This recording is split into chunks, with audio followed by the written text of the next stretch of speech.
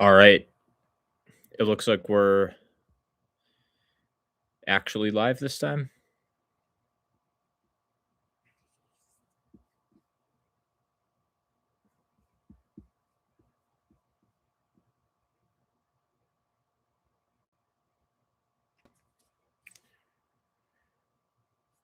Oh, there's someone.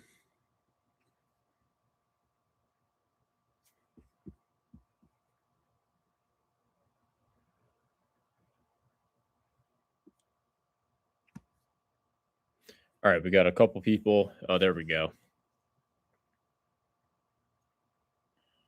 Everyone's filling in.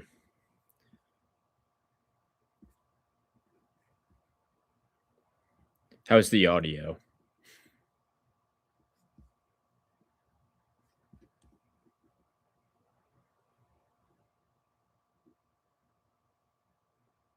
Nice. Yeah, I for whatever reason I feel like I knew this would be an issue. Anytime I've tried to use like a video chat or anything on my computer lately, it just spams my phone for audio. It's like trying to use your iPhone disconnected. I'm like, why does it want to use my iPhone when I can just use my computer? So apparently once I even made sure to change that setting.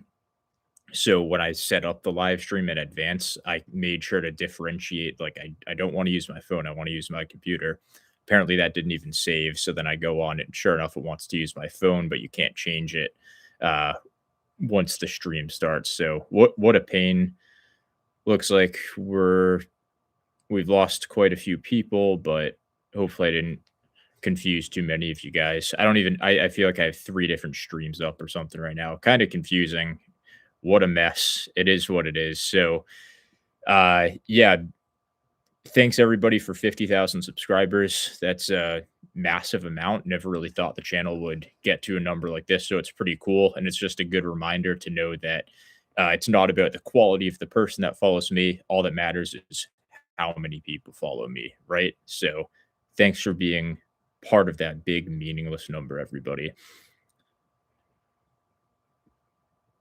All right. All right. Let's get into some questions. So let's see what we got here. Lots of audio. Good. I appreciate that. I'm glad I was able to get that figured out. I'm not tech savvy, especially on the fly. So appreciate everybody's patience. I think we had what 70 people in the last one. We got 52 now. So yeah, I guess we'll get into it.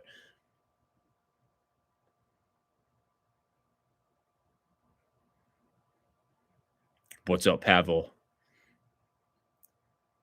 Any advice for getting your hairline? Asking for a friend. Not a whole ton of advice. Orange juice or apple juice? Orange juice. Mr. Basement, what's good? What's going on? Triceratops. Just had 1,000 calories. Weak. Why are you eating my daily intake?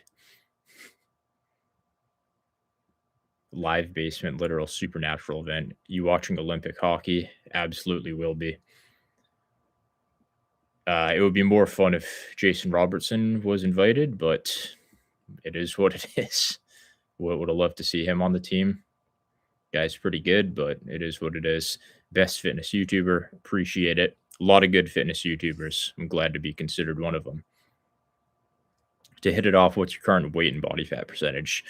I actually don't know my exact body fat percentage. I think there's a range that I can estimate that I'm in, but I would be curious to hear what you guys think based on my current thumbnail that I used for this live. So I'll pull up a picture of it and I'll just flip the camera on my phone or flip the screen on my phone, I should say. And obviously, this is a picture, so it's under like decent lighting. I'm flexing, so it's not perfect. But in this picture, like what? Oh, that's not gonna. Okay, I need to tap. Yeah, that's not gonna work. It is what it is. To me, I'd say it's probably 16% tops, maybe 14%, and on the low side. So I would guess about 15% right now. My current weight, I'm up a little bit actually after ending the mini cut. So I'm 174.6 as of this morning. So that's refilling out a little bit. regaining some of that water weight. So this is likely where I'd be settled in post mini cut. My low was 171.6. Or might have been a 171.8, but very minor difference. So yeah, lightest I've been in quite a while. I can definitely notice it in like my face. I didn't even really notice it all that much until I looked back at older videos. I look like a completely different person. Um, of course, I removed my glasses and got a haircut, so I look different anyways. But yeah, as far as like the overall leanness of the face, you can definitely see that. And then obviously, I'm seeing my abs for the first time in a long time, which is pretty cool.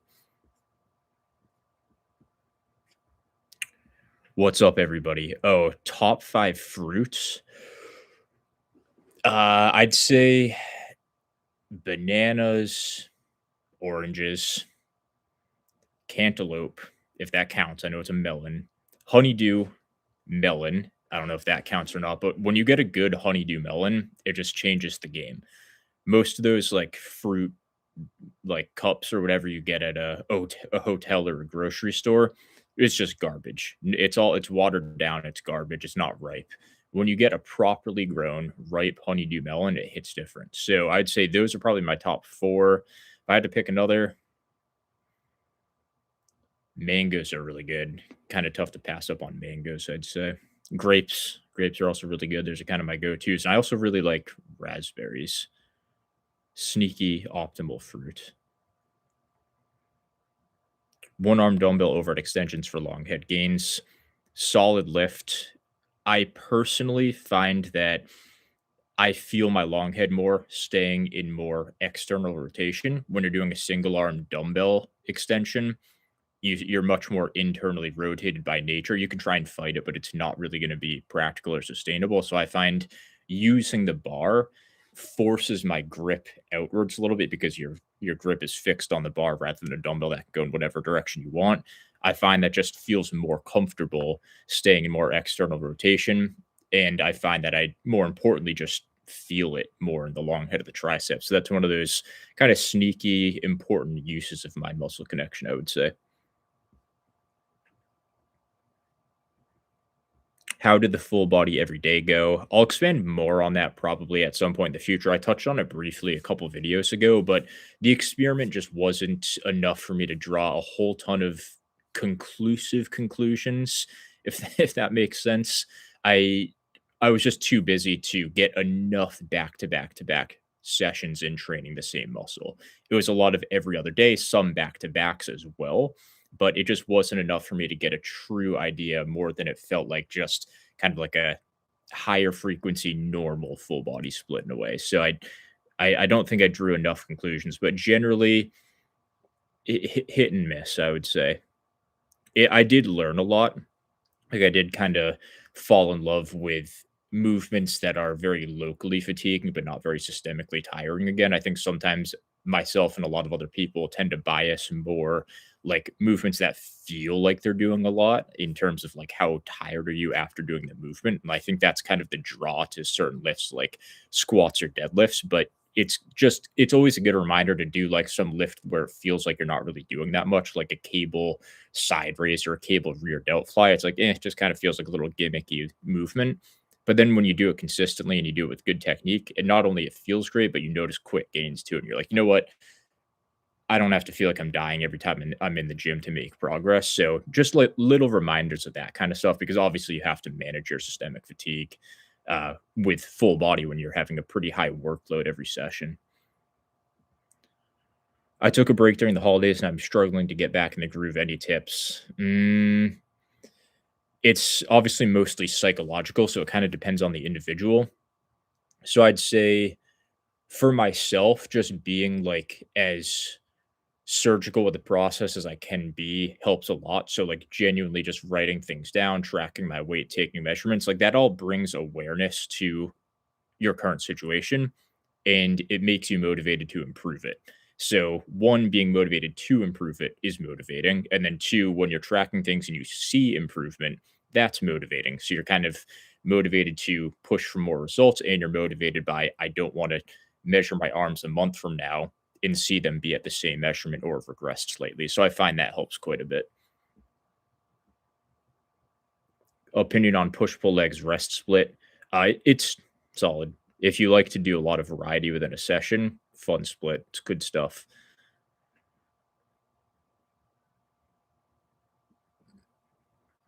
What up, gang? What up, guys? This thing's skipping around again.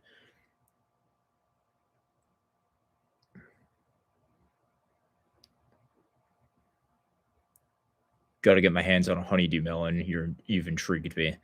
Dude, if you get a ripe one, they are it tastes like candy.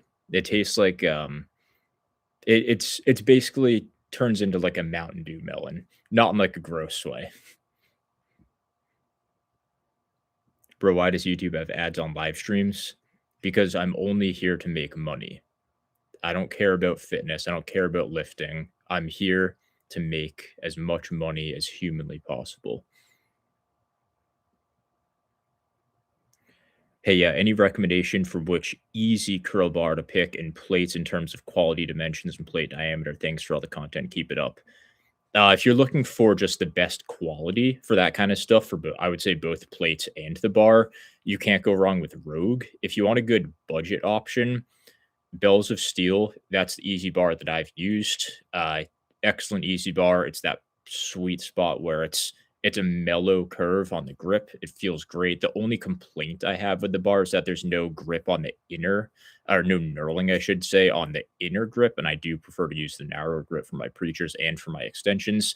I've lifted a bunch of weight with it either way, so it's still like a grippy enough bar. It's not slick like most just commercial grade or commercial gym easy bars you'll see. So that's quite nice. And as far as plates go, there's so many options. If you want a good budget option for plates, and when I say budget for the easy bar, I don't mean it's like a cheap option. I mean it's just like it's a good bang for your buck. For plates, honestly, just going on Walmart and using the Balance From, very strange name, Balance From, one word. I found like $1 a pound, and I just loaded up on like tens, fives, 2.5s on those. Spent like 250 and just got all I need. So that's a really good option too. Lol, I'm eating an orange and a banana. Great choice. Yeah, whenever I'm cutting, I just have these massive fruit bowls. I used to do it would be like it would probably be 5 pounds. Like I'd cut up like a quarter or half of a watermelon, just put like oranges, bananas, strawberry, like everything you can think of.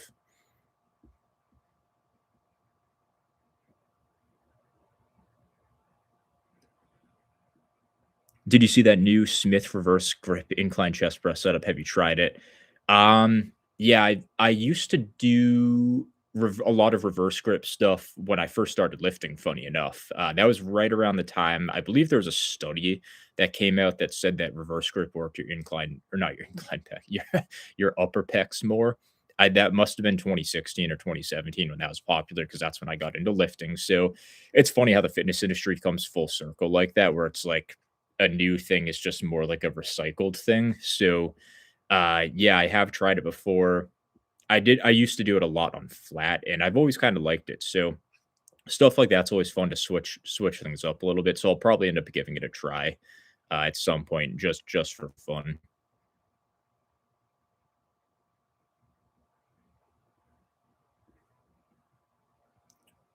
It seems most put a row before a lat pull down in exercise order. Is there a reason for that? Is there a time that putting pull downs first would be better? I would say that's pretty much mostly up to preference.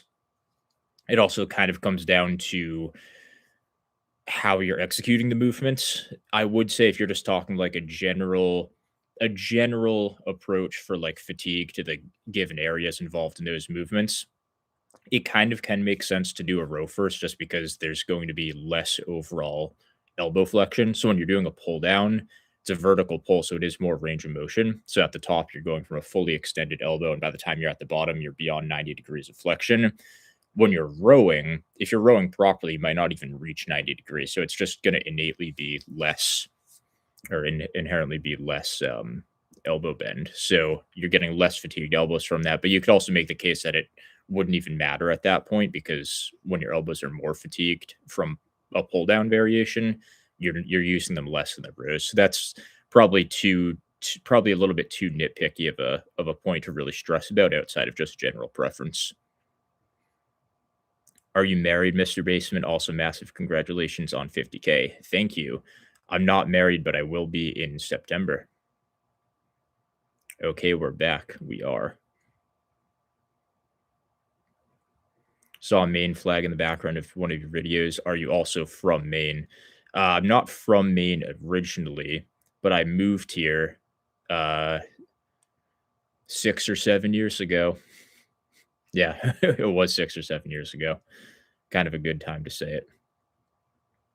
So yes, I do live in Maine now, and I'm currently in a freezing Maine basement. And ultimately, that will be what ends this live stream is my ability to deal with the cold. I'll get hypothermia and I'm gonna have to sign off. I'll do the best I can. Does Maine even count as American? Yeah, I would say so. I would say so. But I'm not from Maine. You have to remember that. I just live here now. You done cutting? I am done cutting. Yeah, I just found that this was the most aggressive cut that I've done. I basically just went right to 1,500 calories a day, which is a little on the low side for me. So it was aggressive. I got down to like 171, 172 at my lowest. Back at maintenance up at 174 now, so refilling out a little bit.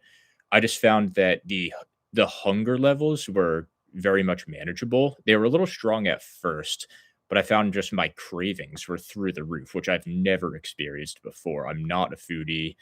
I have even just after bulking for so long and generally being at a surplus and closer to 18, 20, 21% body fat over the past few years, I've had no appetite. So it was weird to like actually crave things for once. And I was just like, you know what? I don't want to keep being this aggressive. It's just not sustainable. And I knew that going in because it was a mini cut. So 4 weeks for an aggressive mini cut is actually it's a substantial amount of time.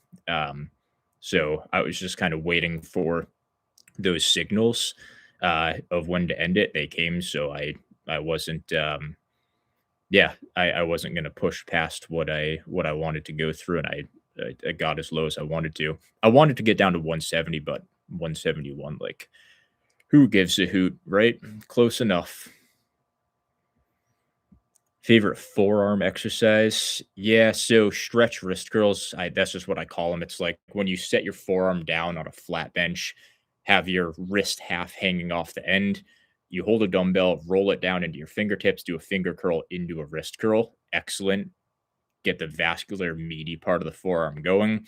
Hammer and reverse curls are sneaky good for getting this meaty portion up here. You'll look insane if you do those two. I find that just wrist extension, I've never really gotten all that much out of it, but I also haven't extensively done it for extended periods of time.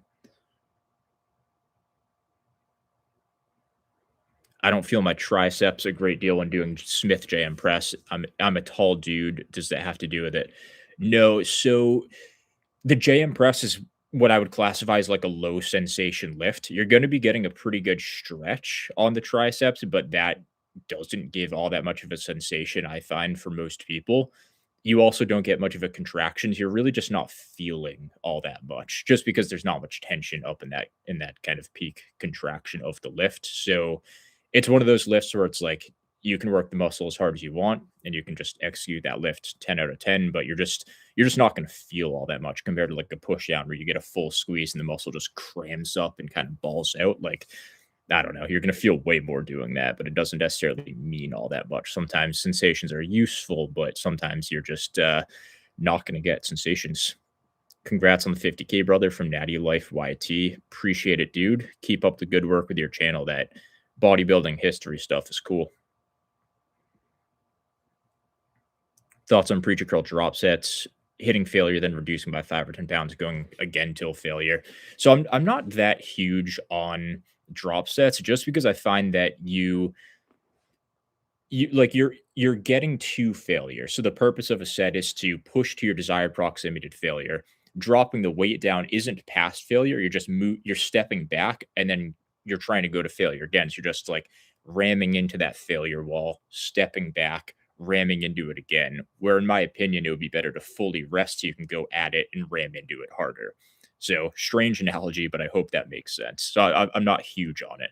I'm not going to say it's like counterproductive or fearmonger you out of doing it because I do think it still has a time and a place, especially if you like training that way, and especially from a convenience standpoint. But I wouldn't say intensity techniques make it they sound very appealing, but when you put them in practice, you kind of feel that they're not going above and beyond like you almost hope or want them to be doing.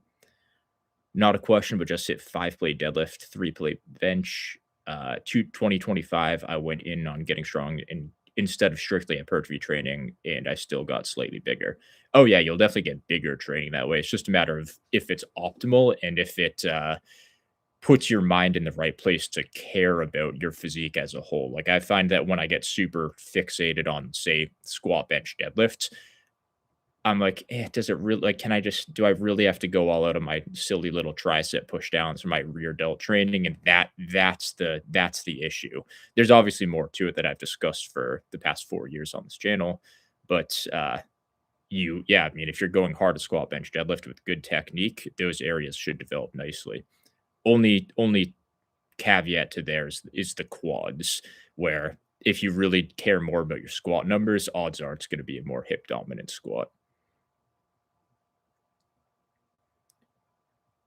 What are your thoughts on having shoulder extension and overhead tricep movements? I'm not huge on it, but I would say just maintaining a static position is going to be the most important aspect of that. So if you are maintaining some shoulder extension, but keyword maintaining, that's fine. And it's basically just kind of a mix between an overhead extension and a skull crusher. But if you're actively extending your shoulder as you're doing an overhead extension, that's when the biarticular nature of the long head, I find that it just doesn't work as well. And you might like when at first glance, you're like, well, is it really that big of a deal? Like it's still going through a big range of motion. But you have to remember that there's 3 heads to the tricep. So the long head's competing against the other two. So in my experience and the way it feels and the way my triceps have grown or not grown for certain years of my training, I find that having shoulder extension on overhead extensions usually doesn't work. Some people can get away with it. Uh, and that can work for some people, but for myself, my triceps are stubborn. It just doesn't work. I just have to be perfect. Oh, someone sent in a question, super chat question. Appreciate the donation. Do you still get value from bodyweight calisthenics? I do. I do. Body weight dips I was doing for basically the entirety of the full body everyday experiment. I was probably doing them a little bit too much, but just from a feel standpoint, they feel incredible. And I do all of my pull ups, which I'm doing twice a week now, neutral and overhand. I just do them with body weight. And the cool thing with these is you just have so much room to improve your skill and your technique that you can progress for a really, really long time without adding weight. So I've actually been liking them so much that I am a, probably going to build like a DIY outdoor pull up and dip station for spring, summer, early fall. I've been craving getting outside with this brutally cold winter, and I've also been loving those movements. So to be able to have access to that kind of stuff and do some work outside, I've liked them enough to where I'm gonna probably commit to that. So yeah, I would say I really do get value out of them. What are your thoughts about doing barbell rows for rear delts rather than lats? My line of thinking is that rows are pointless if you have pull-ups, which are just better for the lats. Yeah, I'm not huge on rowing for the lats, especially with a barbell where if anything, you're gonna be more upright. So yeah, I would say doing barbell rows for the traps makes the most sense. But yeah, I mean, you can do them for the rear delts as well. It's kind of hard to isolate one from the other unless you're really just not retracting at all, or if you're retracting a ton without much shoulder or elbow movement, or yeah, retracting without much elbow movement, I should say.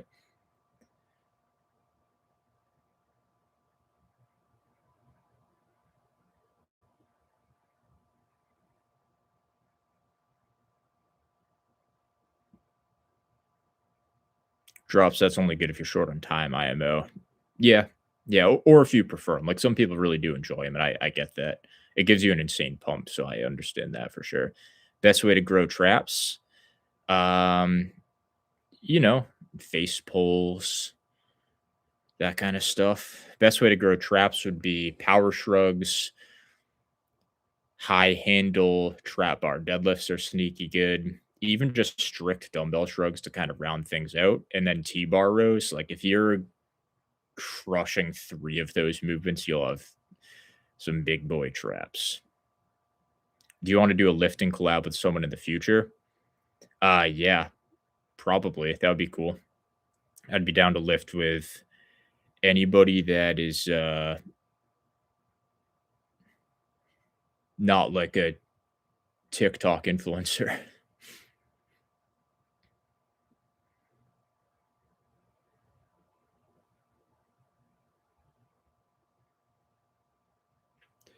Does training rear delts grow side delts? I wanna bring up my rear delts, but wanna also grow side delts as well. It depends on the movement, but yeah, I would say there's gonna be some crossover stimulus in certain movements. So if we're talking like a face pull, yeah, I would say so. Here, so I don't get blocked and reported. Very smart man, Oscar. I the button's up. The button's pulled up, but I'll delete that now. What are the basics people need when it comes to building muscle? You have to love it. Like, you just have to be excited. So being mentally healthy is pretty underrated, kind of a very indirect topic, but if you're just like draining your if you're draining your focus on doom scrolling and social media all the time, you're not really going to be able to have that passion that you need to get big and make gains. So that's not directly related to building muscle, but I think the reason why I was so successful as an early lifter was because I loved lifting. Like, I was just so excited, like butterflies in the stomach. You know the feeling when you kind of love a sport or you just love a certain hobby. Like, that's what separated me from other people that were just kind of going through the motions. So you have to love it. That's important. But I would say other than that, intensity and technique, and just keep getting better. Don't overthink it. Don't be neurotic, but don't be too relaxed with it. And just keep improving your precision. The rest kind of falls into place, and it gets more complex as you go. And you all know me. I love the finer details of training and trying to explain things that most people kind of gloss over. But that's the basics. Were you still hitting high protein at only 1,500 calories? Yeah, I was at least 120 grams a day, I would say, but I really don't track all that much. And 1,500, the only reason I knew it was 1,500 is because it's so few calories that it's like you just know it's 1,500. Like, once you get over 2,000 or so, it just yeah, like, you add in snacks, or like sauce goes with your dinner. It's like you get into all these kind of weird things that start to like almost blurry things up a bit. But when you're only eating 1,500, it's like, okay, you can't really add that much. Like, every meal is so basic to calculate that it's just easy to know how many you're eating. How do you get rid of the forearm splints?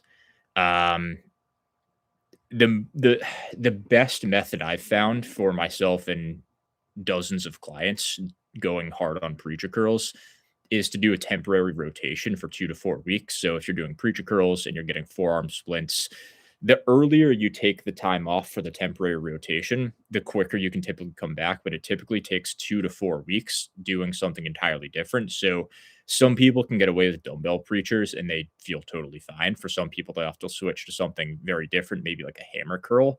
But generally, something where your wrist and or your elbow is more free tends to fix it. You can still train hard, still make bicep gains. Take 2 weeks. If it's still feeling kind of painful, take another week. If it's still feeling a little painful after that, go for another. Typically, after 4 weeks, you're good to go back to it. Do you eat ice? I don't. I'm wondering if that is my buddy Jason asking that.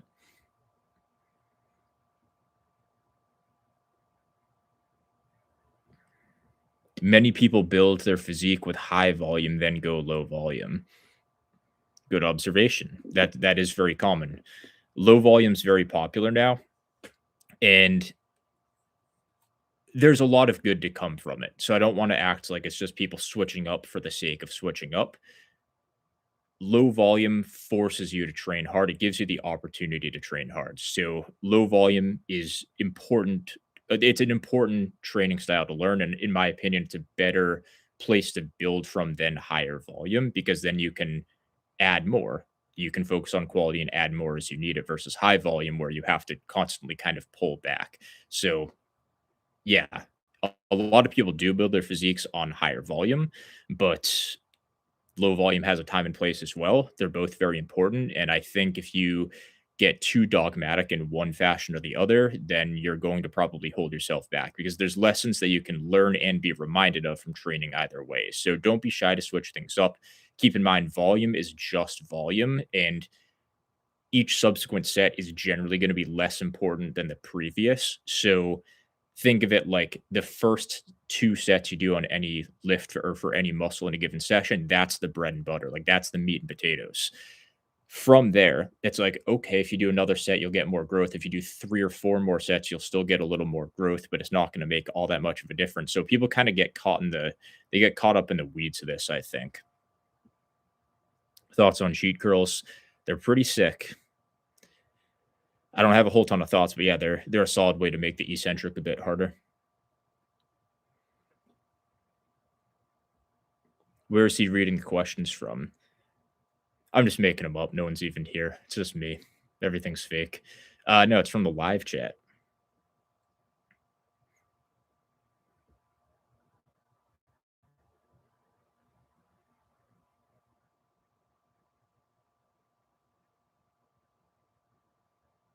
As a 21-year-old, want to cut, just got to peak bulk.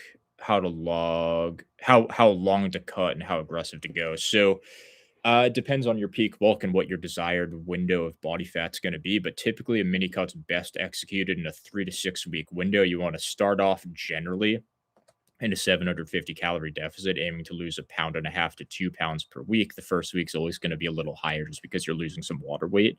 And then from there, you can aim to lose 8, 10, 12, 13, 14 pounds in that time frame. And that's going to be pretty successful. So fairly aggressive is the way. And yeah, that's a good mini cut for you. And if you have good let's say you plan on 4 or 5 weeks and you have good momentum, go for another week or two. Every pound and a half you lose generally buys you another month of bulking. So if you need some motivation, that's it. Love your channel. Your weighted stretching idea helped me a lot. How much muscle progress do you think a guy could make in 8 months of running a program alongside your advice on this channel? It's impossible to kind of quantify just in terms of numbers, but yeah, it depends on way too many factors. But yeah, I mean, you can make great progress in 8 months if you're fully committed and bought in. But and I appreciate the kind words too. Congrats, BB. No one deserves it more than you. When is the how I finally found the perfect skincare routine video dropping? I appreciate it. I think one underrated aspect of my skin is I live a very low stress lifestyle. So many people stress themselves out. They get too neurotic and they forget to kind of live in the moment. And I could probably dive into it more in the future, but I do think just living a low stress life and realizing that so much of this like hustle culture is just kind of like trickles down from propaganda and from what other people want out of you. I think when you start to realize that, it makes it easier to kind of live life at your own pace. So I live very slow and steady life. I obviously am well aware that I have afforded myself the opportunity to do that and take that to more of an extreme than I otherwise would have been able to working my previous job. But even then, like I'm not basically what I'm trying to say is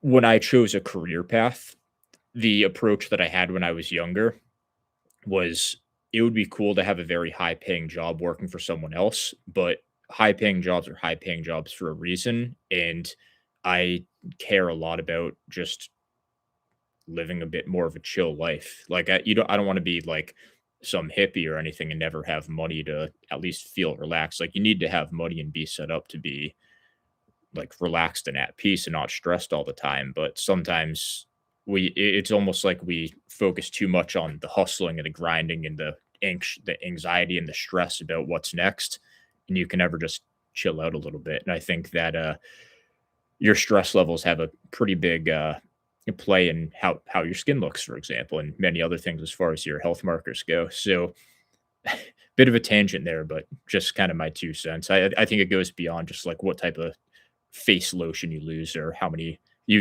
use or how many times a week you shower or whatnot.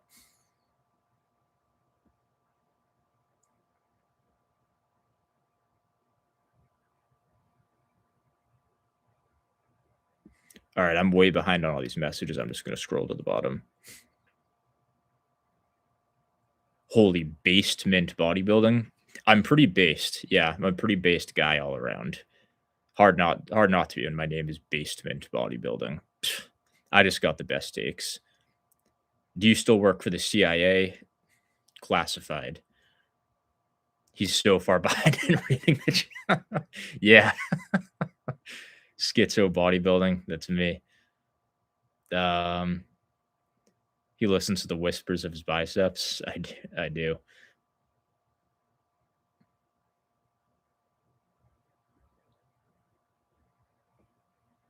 Are you gonna have any new programs? I need boost camp.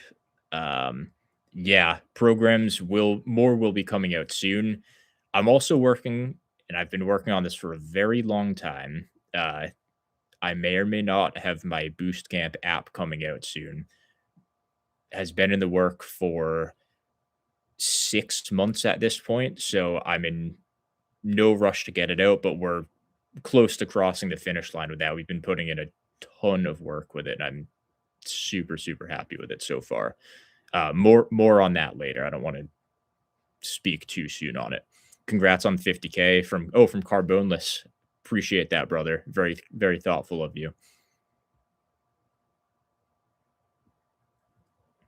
Are you in the Epstein files? Um, I'm gonna choose to stay silent. Could you imagine if you're just like searching in a keyword and you just type in like basement bodybuilding and it like pops up? Hey, Coach Landon Thomas here. We need a basement gym tour. I do need to do an updated gym tour. Thanks for joining, Thomas. Yeah, I actually have a decent amount of new equipment since my last tour and new lighting too. So that is a good idea. I should probably update you guys.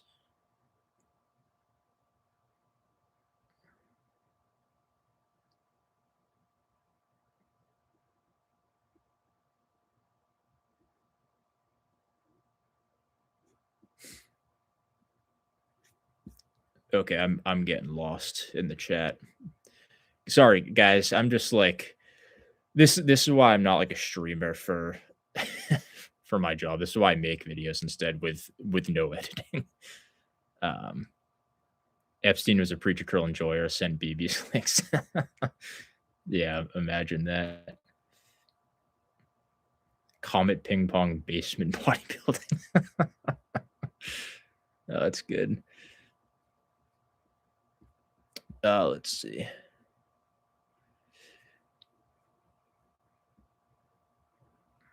What kind of strength loss is expected cutting at 1500?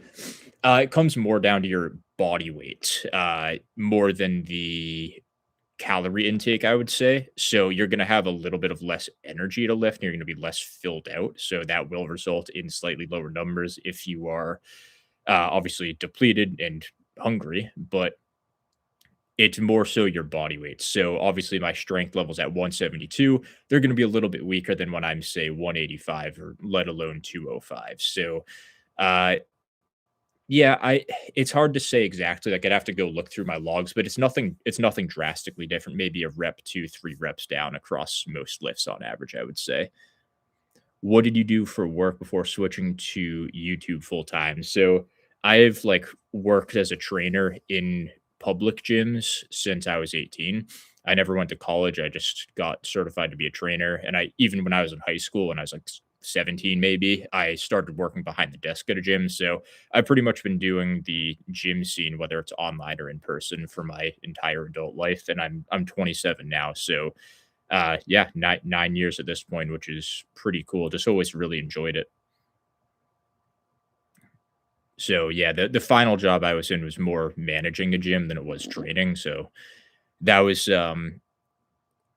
that actually worked pretty well for me because I'm a bit more of an introverted guy. So I found that training people for like an hour back to back to back to back was just too much. Like I'm fine. I enjoy meeting with people, but I also need my time to like go hide in a basement and just be by myself for an hour. So YouTube works out pretty well. Any tips for avoiding having a bloated program when you have so many different muscles you want to improve? Yeah, try and find where you can be if you want to have a maximalist approach in terms of the muscle groups you're training, you have to balance it with some minimalist or some minimalism. So let's say you're doing let's say you want to bring up your pecs and your triceps, like everybody else would. Dips are a good option at that point because you can hit your pecs and your triceps. And now whether you want to isolate your triceps or not is I'd say it's still optional. But now since your triceps are going to be hit decently well from dips, you might be able to get away with a set or two of push downs instead of like doing 3, 4 hard sets on a Smith JM press. So finding ways where you can kind of like combine and get more overall stimulus from a given lift just to cover your bases and then pick and choose where you need to like isolate or get more direct work after that does help quite a bit. Do you fast at all, intermittent or otherwise? If so, how does it affect your training? I've actually never done a proper fast for like a full day or so. It is something I want to experiment with at some point, but for the mini cut, I did intermittent fast. So I would eat from typically, well, I wouldn't eat till noon or so. So it'd be noon or one. I'd have like a little breakfast lunch. It would just be Greek yogurt. And I found that I've never found that meal timing affects my training in any way. So whether I'm training at the end of the day after eating all of my calories or at the start of the day or even midday after not eating any calories, I found that my strength and everything feels the same regardless. Some people notice it a bit more, but for me, it's never had an impact at all.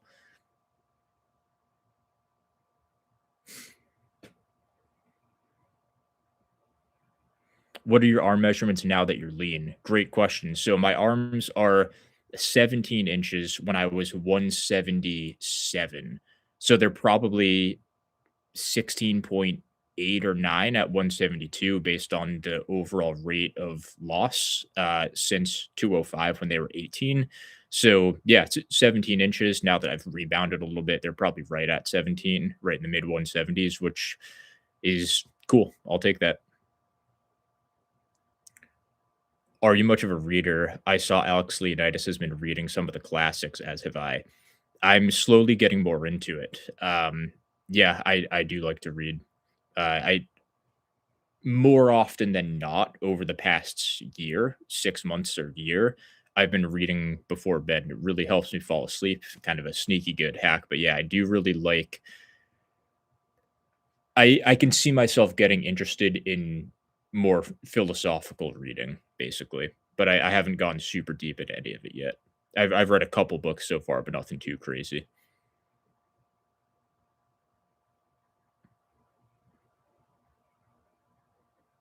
For my previous question, I meant having shoulder extension with elbow extension, by the way. Oh, so you're combining them. Okay, so you're talking like a PJR style pullover. Yeah, those are excellent. I thought you meant for like an overhead extension where you're truly overhead and you're just like kind of extending your elbow as you go. Or extending your shoulder on the way down.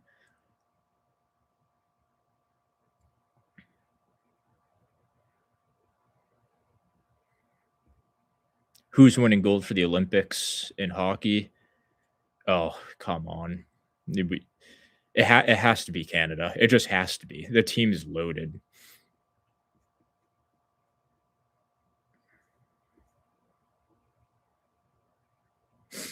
How do you measure ab gains? What does your progression on abs look like? It's tough. My progression for abs is a mix between progressing in technique and overall load and reps. But my two kind of go-to movements are lying leg raises. I try to get the hips moving a little bit there too. I also like to progress those by just holding a dumbbell between my feet. So that works well. Decline sit ups, kind of like a hybrid between a crunch and a sit up, where I'm really trying to round my spine and drive my sternum towards my hips. And then kind of going into most of a sit up, I find it works really well. I can milk those out with just body weight for now, pushing them as hard as I can technique wise. And yeah, other than that, I'll just kind of almost reactively progress and load. So it's very much a milk out the stimulus and the progression kind of just comes to me. I haven't really gotten to the point where I have to force it, just because I am still overall more of a beginner in terms of overall ab training. And when I say beginner, like obviously I'm going to just get residual gains from lifting for 10 years. So I'm not like a true beginner, but I'm starting from an earlier point than you would expect at my training age, I guess.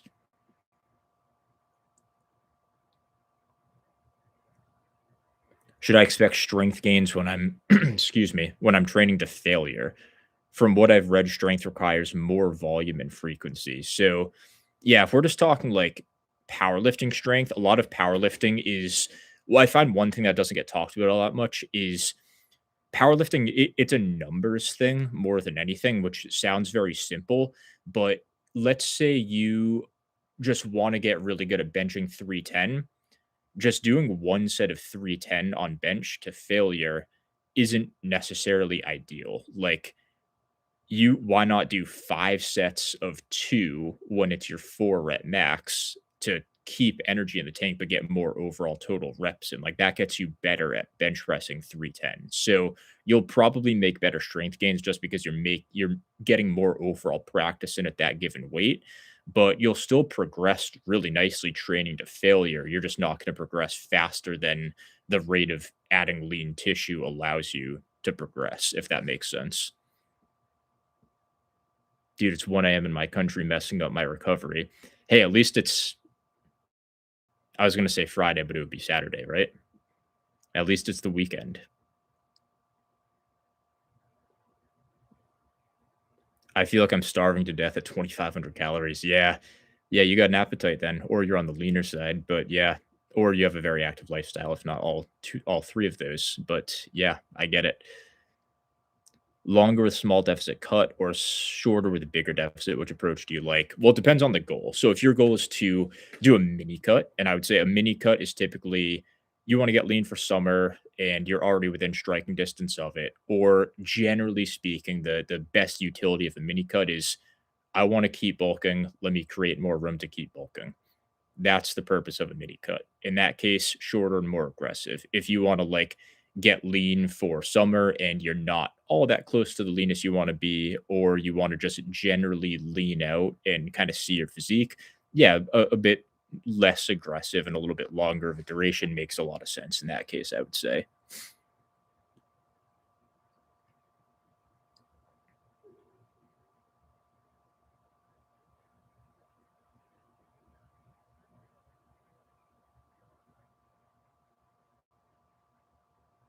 99 or 98. You're talking birth year? I'm late 98.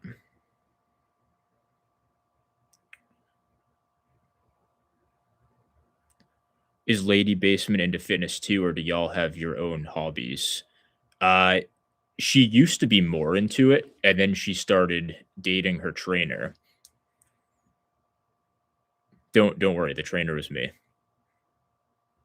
But no, she does go to the gym. She goes to a different class, and I was like, "Who's this trainer?" No, I'm kidding. But she is going again, which is cool. So she's been more off and on with it, and obviously I'm just like a total lifting nerd. For her, it's more of like a do it to stay in shape, and for me, it's like it's my obsession. So like 2 very different things. But yeah, she does go to the gym.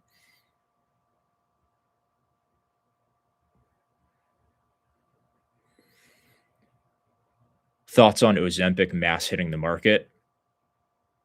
I'm gonna sound old school, but I to me, it's just another case of we're not getting to the root cause of why we need Ozempic. And I'm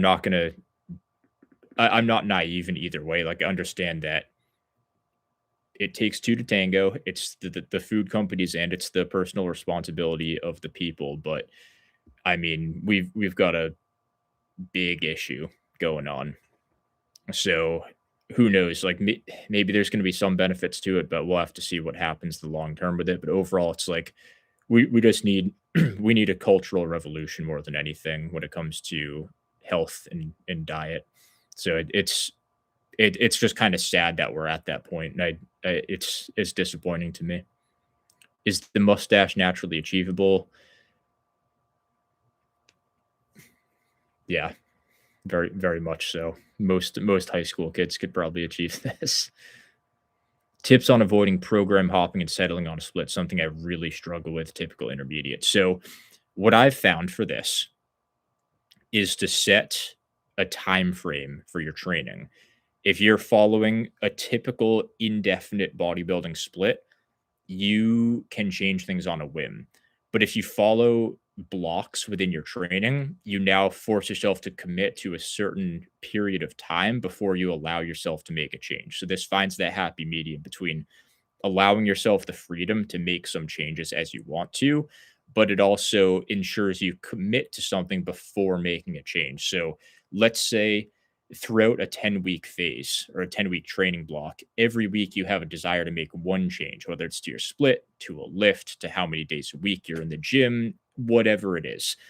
Most of those desires are temporary and they're just kind of a symptom of you not being fully obsessed or bought into the process.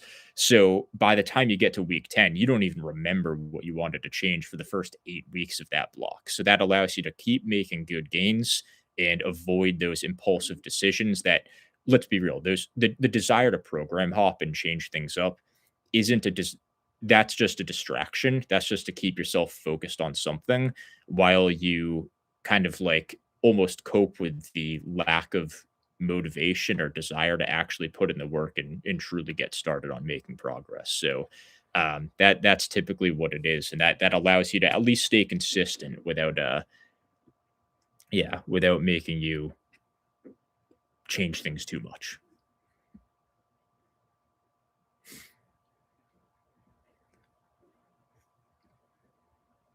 Adam 22. Yep. Yeah, yeah, if you left the stream but mid joke, then yeah, you probably think I'm an Adam 22 type or something.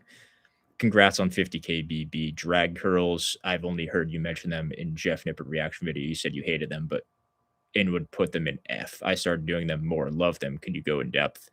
Yeah, so they're a movement where they're going to be tough to grind because they're so challenging in the short position. And that's pretty much the only reason why I don't like them. And in like obviously you can put up a legit fight. They're just not very standardized and they're hard to track over time. So they can work fine as a movement, but you're also not getting much tension at the bottom. It's like you're making it needlessly short bias. That doesn't mean you can't do them or you can't make gains from them.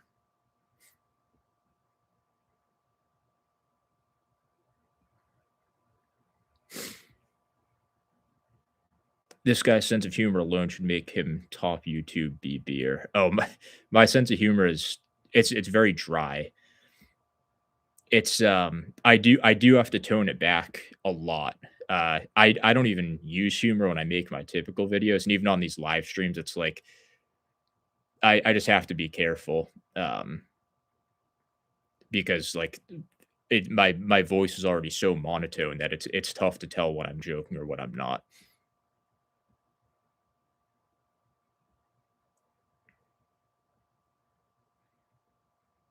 Do you play in a beer league for cardio?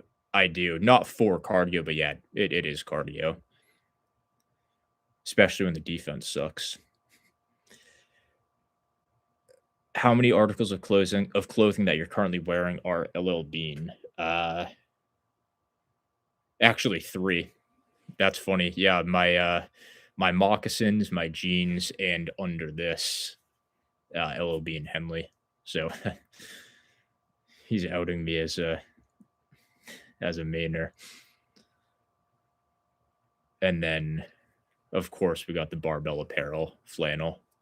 Have to do it.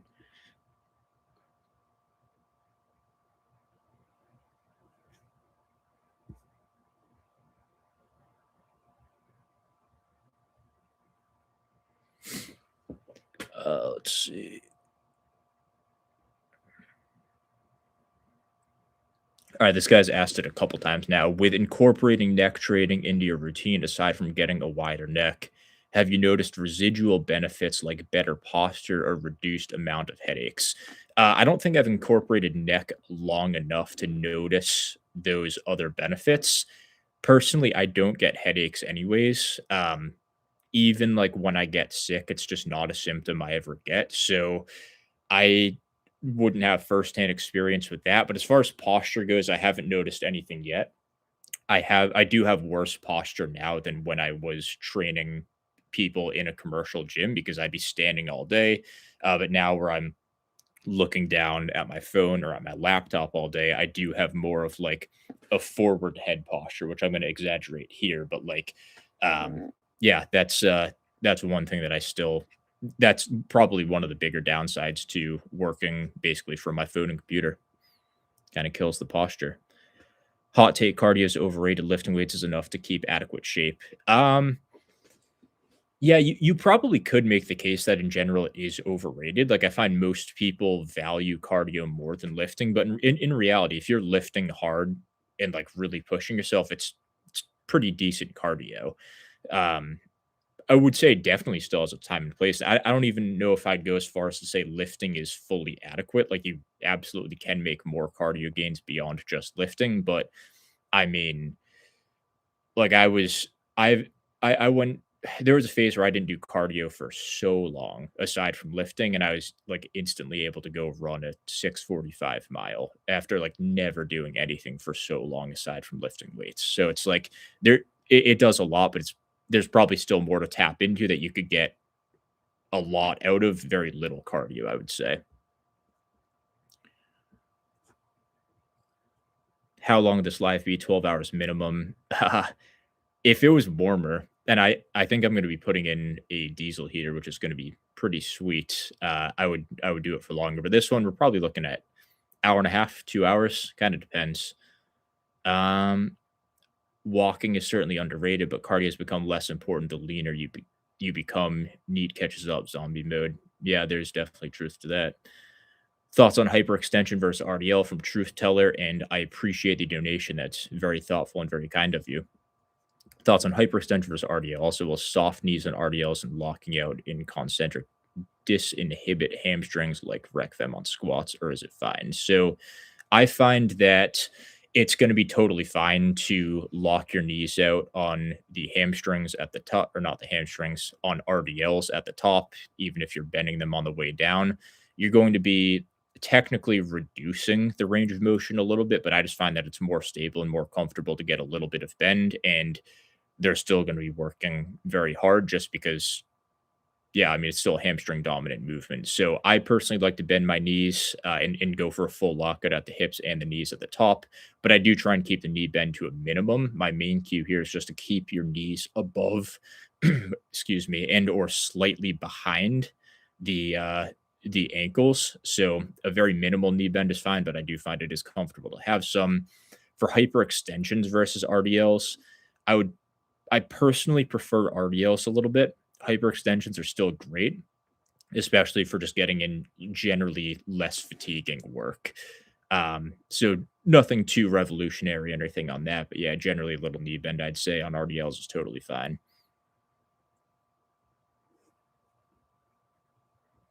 Do you watch sports? I just watch hockey. It was the first sport I got into, and it's so I mean, it's so fast paced and it's so much bang for your buck. Like it's so dense. It's 60 minutes of live play um in a 2.5 hour span, and it's on skates. So it's fast, it's exciting, it's the scoring is perfect where it's not so high scoring like say basketball where it's like you kind of know who's going to win by the time the third quarter comes around in a lot of games where hockey, even if it's 4-1, it's like it only takes 3 goals to come back. So I think it's that perfect sweet spot between being exciting, being fast paced, and just getting enough actual event to make it exciting. So just hockey. LB and Henley's a classic. It is. Thanks for the advice. My mirrors are now confused and my ex is regretful. Seriously there, dude, your channel's played a massive part in my journey. Thank you, man. Much appreciated. Glad that's the case for you. Hey, man, love the channel. Question. This is freaking out. Question while running a bodybuilding split, what's the best way to program SBD to get stronger with those? Is there a rep set scheme that works well? What intensity? Yeah, for squats, I find that a moderate rep range works best, something where you can control your technique nicely. So that like 6 to 8 range is generally pretty solid. For bench, kind of the same thing. Bench is more so up to preference since your technique is pretty standardized. And for deadlifts, anywhere from like 3 or 4 up to 6, 7, 8, pretty good. But as far as programming them, I just program them like any other hypertrophy lift if you're looking to kind of just incorporate them with a normal bodybuilding program.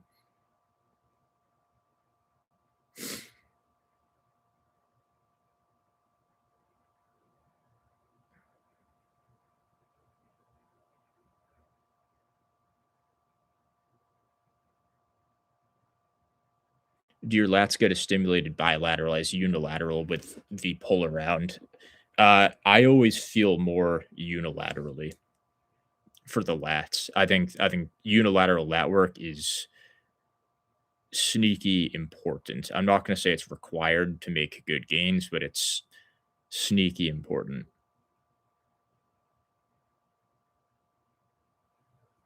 What's an unconventional gym take hill you're willing to die on? I definitely have a few. I'd probably have to think a little bit on it, or at least have people throw me some ideas out there. If any of you guys remember some of my takes off the top of your head, remind me. That stuff I feel like I have to like think about it for a bit or like be reminded of it. I can't think of it off the top of my head.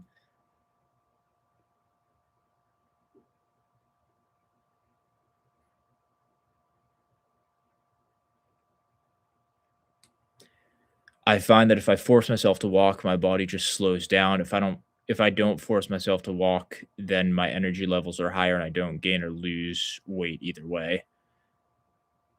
Uh yeah, I was getting I kind of felt like that towards the end of my most recent mini cut this past month where no, I mean, I'm not talking just basic like walking, but like incline walking on my treadmill at like 3 or 4 miles an hour.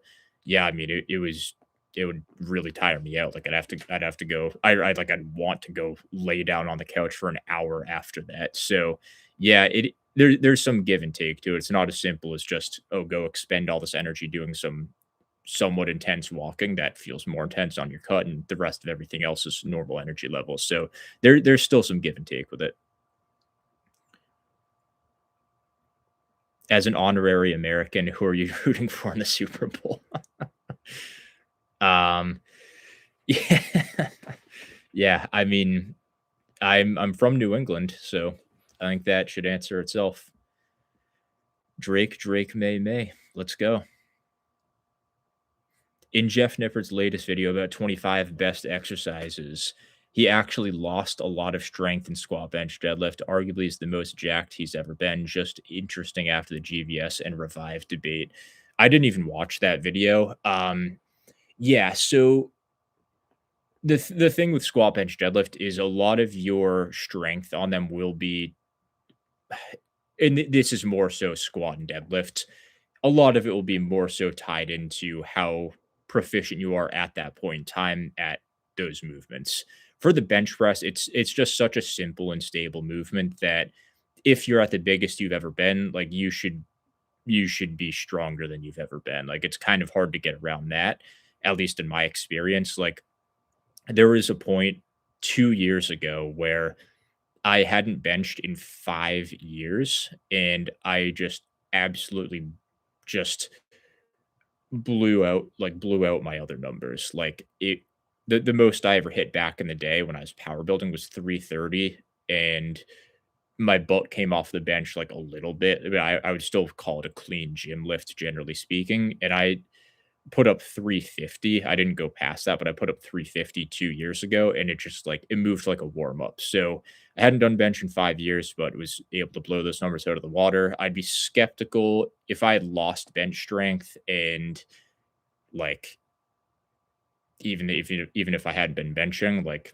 to me, that's a red flag. You're probably not getting bigger for squat and deadlift. Like those movements are unique enough and demanding enough to where like if you're just only doing pendulums and hacks and leg press and RDLs, you can get bigger but still be weaker in your competition squat and deadlift. Absolutely. Um, so in Jeff's case, I'm still skeptical that he's bigger than he's ever been just because I've been following him for so long and he looked massive 10 years ago. So the whole my opinion on Jeff is that he's gone through a phase where he focused more on just making content, wasn't too bought into the gym, lost size, and then regained that size. And that's fine, but I think he misrepresents it a little bit. Whether it's intentional or not, who knows? I'm not going to judge on that, but I've just been following him for a long time and like to his credit, he's very jacked, but I just don't think he's more jacked than when he was like 10 years ago.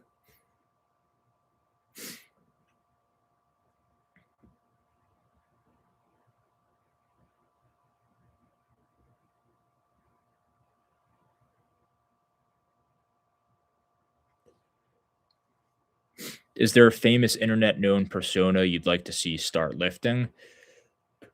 Um,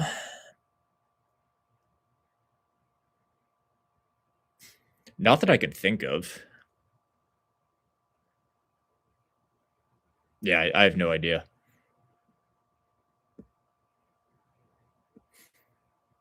Split you gained most on push pull legs, push pull. When I was doing the road to 18-inch arms in the previous few months before that, I was getting enormous. I'm not going to say it was directly from the split, but I was just like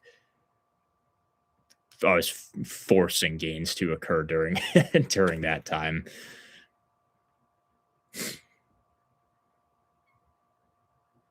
Do you ever get nightmares about the dark days of the spider physique? Unfortunately, yep, woke me up the other day. Worried there's a spider in my bed.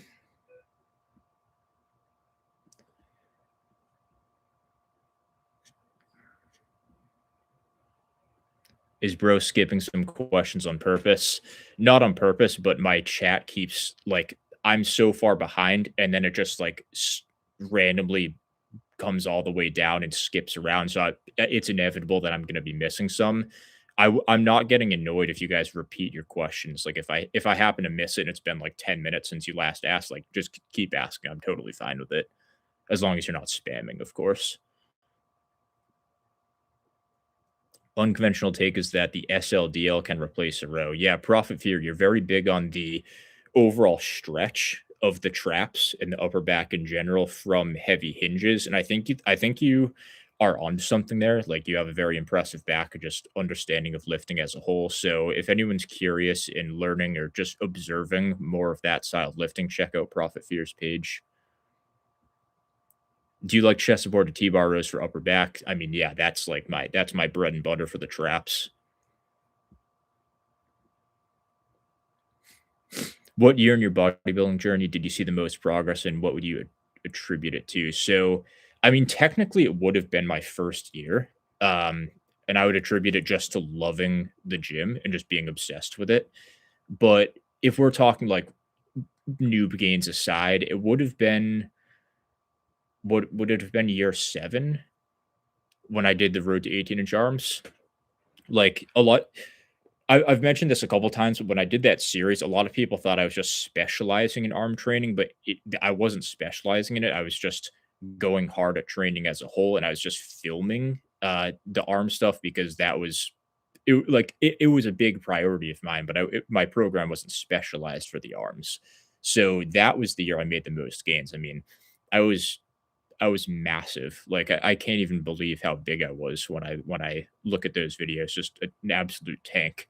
Um, Obviously, I was more bulked up, but yeah, I mean that year of training was really good. So I've regressed a little bit since then.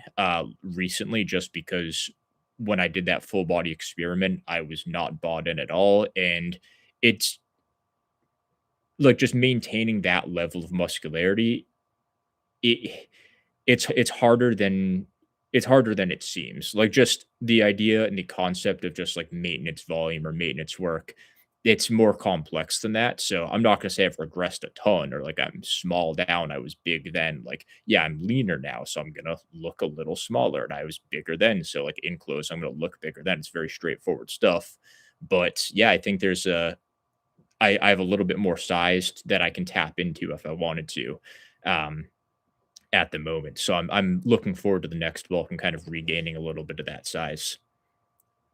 And I act as if I've lost everything, which isn't true. I want to stress that I didn't like stop lifting or something. It's just I'm not training as insane as I was back then. I'm trying to make it more sustainable, which it has to be. Getting to that level is very hard to sustain. If someone were to only follow Eric Buchenhagen as their sole source of gym wisdom, would they be more or less successful than the average gym goer?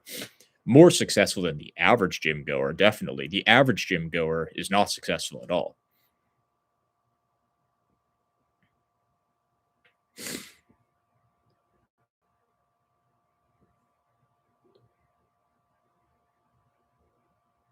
I think one of your more implicit takes is putting muscles on maintenance to make training more feasible. Don't know many guys that actually do that like you do.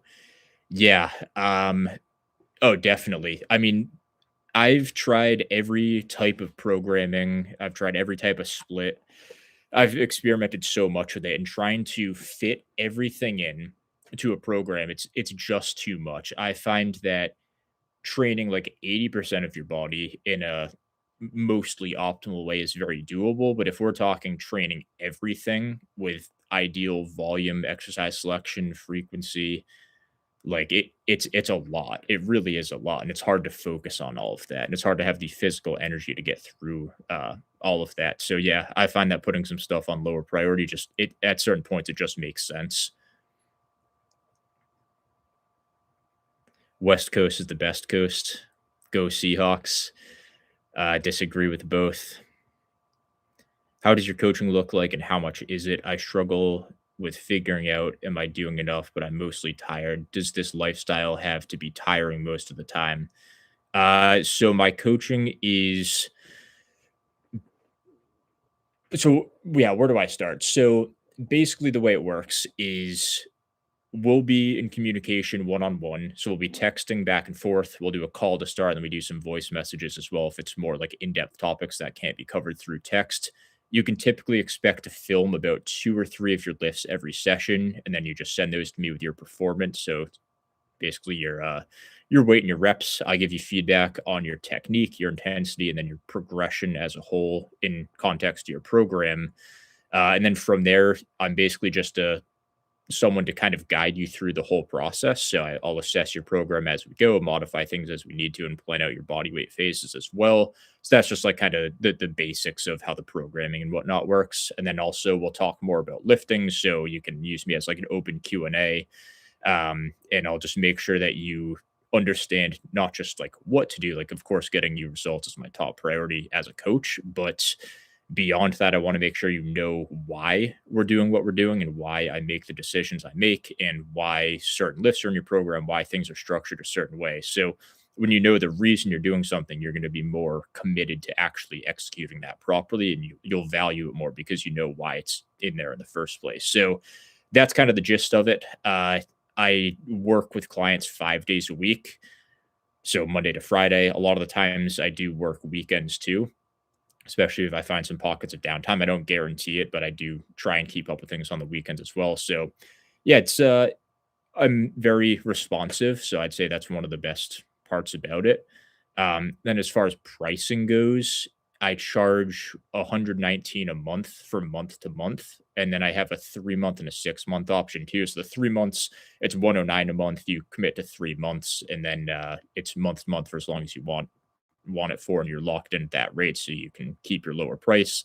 And then I do 6 months to at 89 bucks a month. So yeah, I mean, my goal with that is basically just to obviously be a good trainer and be a good coach. And then I like to work with people long term. So that's why I keep my rates on the very much low side. So Yeah, if you're, I've got a couple spots open.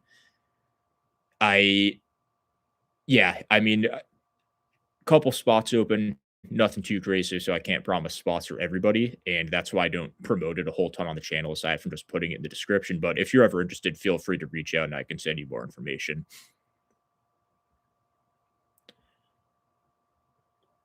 How far do you think a recomp can really take you? It really depends on your starting point as far as body fat percentage goes. Like someone at 25% is going to have a way different time than someone at 15%. So that's pretty much all it comes down to, in my opinion. TNF is a better science-based bodybuilder than Jeff Nippert at this point. Uh, yeah, I probably don't follow them either of them close enough to have an accurate assessment there, but I do like TNF's content generally. And Jeff Nippert's, I mean, he's just it's more of a brand than anything. I don't doubt that he likes to keep up with science-based lifting, but it's very much more of like he's just going for views, which that's his thing. That's cool. And maybe this whole new science thing that he does with his lab does turn out to be useful. I mean, I have my doubts, but we'll see. I'm not gonna judge him before he does anything.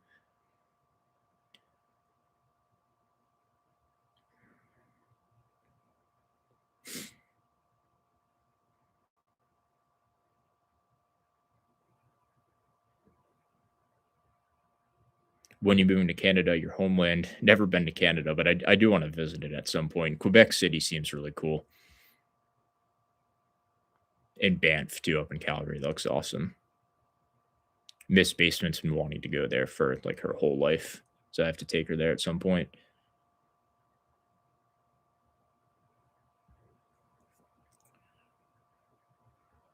Jeff Nippert claims science-based, but showed a high incline press training adduction and called it a shoulder press as he tested the side delts. I didn't even watch that. That's funny. Training session with Alex Leonidas. Yeah, that would be sick. That would be awesome. What kind of surplus do you typically recommend? Usually a calorie surplus. No, I'm messing with you. 150 to 250, I would say, generally 100 to 250, but kind of depends on the situation. TNF actually reads the literature. Jeff Nip, along with the mainstream science-based creators, just look at the outcomes of flawed studies. I don't pay attention enough to it. I can't bring myself to care enough about it. Someone left a really interesting comment about my methods in relation to science-based training, and I was going to make a response video to it, but I can no longer find the comment. So I don't know if he deleted it or if I just missed it in hindsight or whatever. Those are excellent prices. I know. They are great prices. No, I understand why a lot of coaches charge a lot of money, and I have no issue with that. But personally, I'm like, if I can just have people that I work with long term, like that's where it's at. I'd rather make a little less money and just be able to train people in the long term because that's where you actually get into the nitty gritty. Like it's cool to work with someone for a couple months and help refine things here and there, but like that's just not what I want to be doing. Like if it's going to be a big source of my income, like I want to make sure it's something that I actually enjoy doing. So I don't mind helping people in the short term, but I want like the base of the client work that I do to be with people that are able to commit to it long term. Like I don't want to charge someone like 500 bucks a month, have them work with me for 2 months, and have to like restart with someone new every couple months. Like I'll do that here and there, obviously not charging that much money, but yeah, I don't want that to be like my day-to-day job. It's going full circle back to the stress and the lifestyle thing. I'm just much more of a sustainable kind of approach type of person with a lot of that stuff. Lyle was right. It applies a lot of the time, that quote. Have you incorporated any of Jonathan Warren's stuff in your training? If so, what and how did it help? And what have you tried that didn't click? Yeah. So a lot of the stuff he talks about are a lot of like what it all boils down to with a lot of his cues is very similar stuff to what I was doing when I was training strength and conditioning in high school for hockey.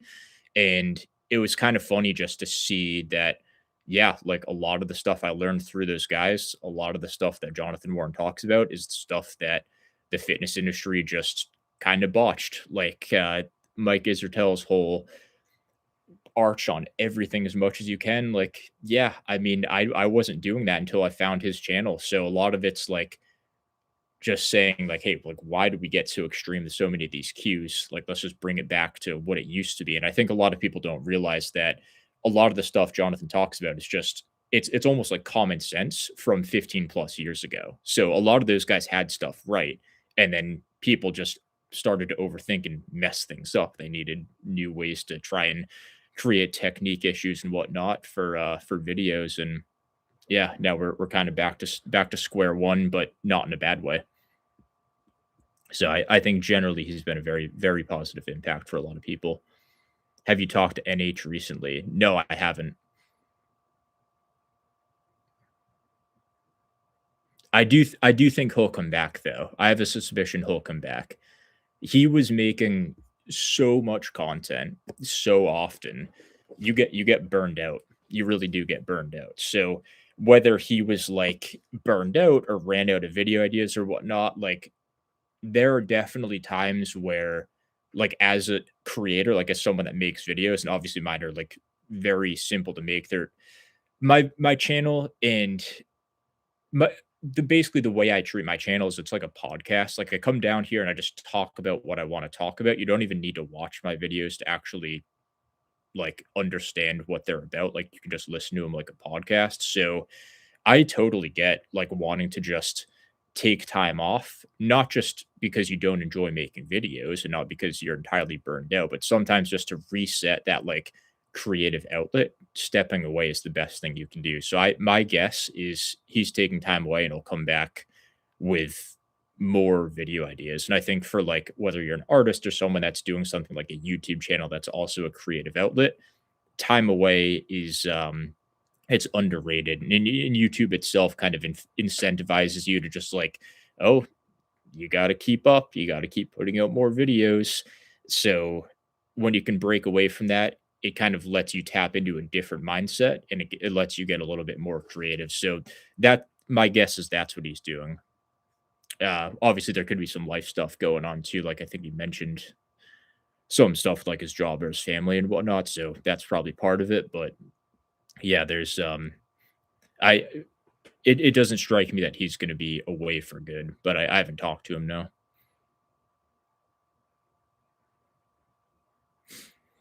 Well, he's so busy coaching on his coffee page probably. I mean, yeah, but if you wanna make a video, like, anyone can make the time to make a video. Like, you'll if that's something you want or need to do, like, you'll do it. I mean, I spend so much of my day doing coaching and check-ins and that kinda stuff, and, I still find time to make videos, so anybody can do it, but I I totally understand that if you're like if you have a bunch of your time taken up with other stuff and you don't feel the creative juices flowing, like I would rather step away from YouTube for a little bit or just like stop making videos for a bit and come back and actually make videos that I want to make that come out good than like try and force videos that aren't fun to make. Like that takes all the fun out of YouTube. All right, so this guy's asking about the full body. I've seen this a couple times now. So full body AAA performance drops on second session and third session remains flat. Plus ones only occur on Monday. So first session, do you think I need to change from AAA to ABA or ABC? I do two sets each session. Yeah, if you're repeating the same exact session 3 times a week, I think it would make a lot more sense to incorporate variations on a second session for sure, especially since you're already doing high frequency.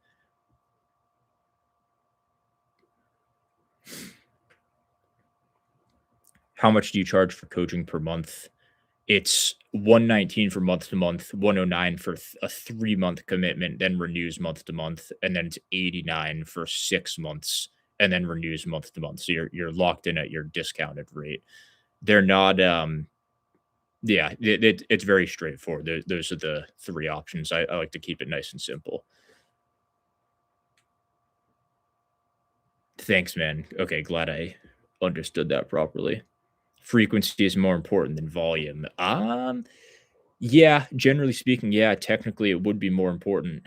Volume does tend to get a bit overrated. That's kind of like the I view it as like kind of the bro variable where it's like we all have that bro, like we're all not all of us, but what is it, like 99.7 of us on this channel, like in YouTube fitness in general, probably like we're all guys. It's like volume's like kind of that fun topic that's like you get a little dopamine hit from like kind of talking about volume or tweaking volumes. That's kind of like the real broy thing that's fun to talk about. And then when you put it into practice, it's like you realize that really anything can work. And it's all there's so many videos on YouTube about volume. It's so silly. Um, it's such a boring topic to me. Like I get it. Like when I was earlier on in my training, I was like that too. But yeah, there's too many there's too much talk about training volume. It's too much.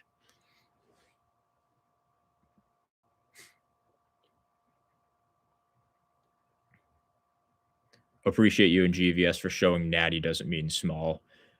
No, it doesn't mean small. No, I mean, yeah, natural physiques are always gonna be better, in my opinion. Like, you can take gear, but it has a trickle down effect on the rest of your health markers. So you'll never be at peak aura if you're on gear, in my opinion. Like, I just can't imagine getting a physique that I could achieve naturally, or even one that goes a little bit beyond that. But then, like, your skin tone's a little off, and you have a little gyno, and your proportions are like you look good, you look big, but your proportions are just like there's something off.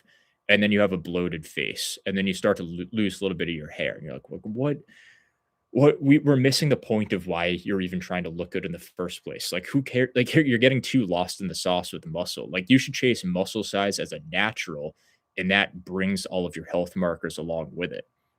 But when you just chase muscle size and you forget about the rest of it, then you hyperfixate on one variable and you realize, like, yeah, you scratch the itch of getting a little more muscle, but you kind of lose your aura with it.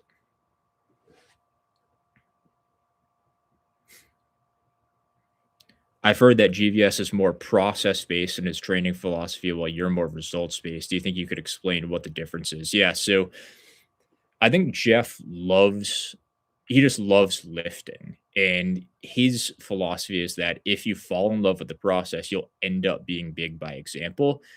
For me, the issue with that, and like I used to listen to Rich Piana when I was younger. I liked the guy. And he said he'd be like, "Oh, I don't listen to music in the gym. I lift for 3 hours and I just love being here. This is where I wanna hang out." And I was like, "That's cool." Like, I'm gonna be like that guy. Not that extreme. An hour and a half, maybe 2 hours tops, not 3. I'd still listen to music sometimes. But when I told myself I was the person that just enjoyed lifting and I loved lifting, I felt disconnected. Like, I was tricking myself that I loved the process of lifting. So I view it more as something that I can look forward to and have mixed feelings towards of excitement, but also dread. And ultimately, when I remember that what I really like is just looking great and being able to have a physique with that when I look at it in the mirror, I'm very proud of what I've built. That's what I'm doing it for. And it's that aura of health and looking aesthetic and proportionate that I care about. And when I try and trick myself into pretending that I'm some guy that loves lifting, I feel disconnected and it makes me it's hard to pinpoint exactly, but it makes me like think that I'm doing the hobby that really makes me fulfilled in life when in reality I'm not. Like I need more than lifting to be fulfilled in life and to have kind of like a fun day to day in my opinion. Are you wearing contacts? Or what did that say? Yes, I am wearing contacts. Yeah, I got them last summer. Pretty nice. Hard to fit in my eyes because my eyes are so small. My brow bones are super low, and my eyes are super deep set. Like if we're talking about genetics, as far as like getting contacts in my eyes, I have the worst possible genetics. I have my eyes are so deep set, my brow bone is so low, my skin is super thick, so it just like doesn't stretch open, and then I have like the world's biggest hands. So trying to like make it happen, it was a nightmare. It was tough, but I can put them in easily now, which is cool. Opinion on training sore. It's a necessary evil. Frequency is the antidote to soreness. So what you have to do is go through a sore session, and then each time you come back, you'll be getting less and less DOMs. Then eventually it will just pretty much go away entirely. Facial hypertrophy. Yeah, facial hypertrophy, looks maxing really is just aura. It it is. Yeah, well, health maxing is aura. Looks maxing is just a side effect of being healthy, I would say. I'd hate the process if I wasn't getting results either. Exactly.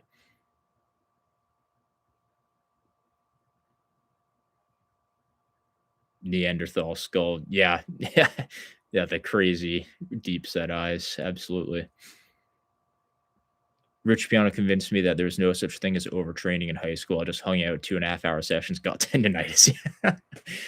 Got tendonitis. Yeah, that's fitting. Gear took the fit out of fitness. Yeah.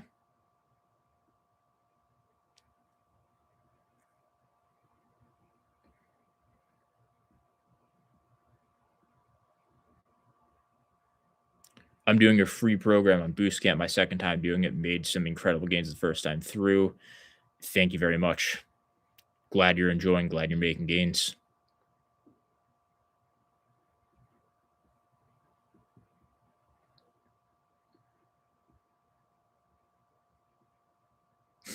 How can you improve your hormonal profile? So that's going to be, and this is just my opinion. I'm not an expert, so listen to me as if I'm just like a bro talking to you. Imagine I'm just like some random guy on Joe Rogan's podcast.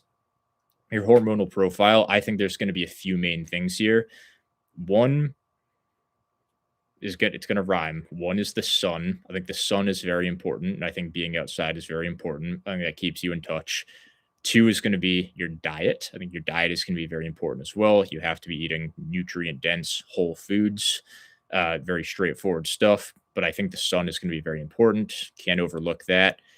Number three is your activity level and how, like, your body fat percentage. So, like, your overall activity and your lifestyle as far as fitness goes. I think that's going to be very important. Number 4 is gonna be your sleep. I do think sleep is very important. And then 5th, this is probably the most overlooked one. I would actually say it's your social life.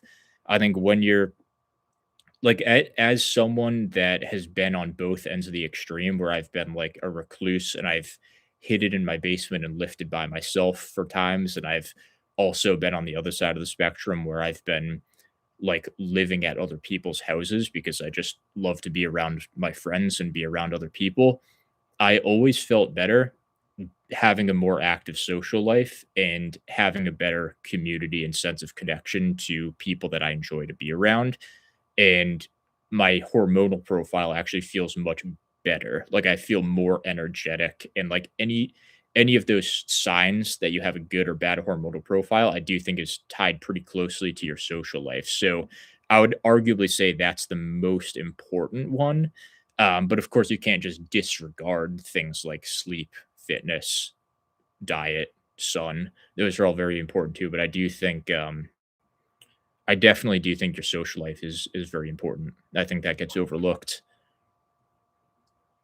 Favorite cuisine to meal prep? Oh, I've actually been getting more into cooking now that I started cutting. So I I don't meal prep, but some of my favorite meals to make,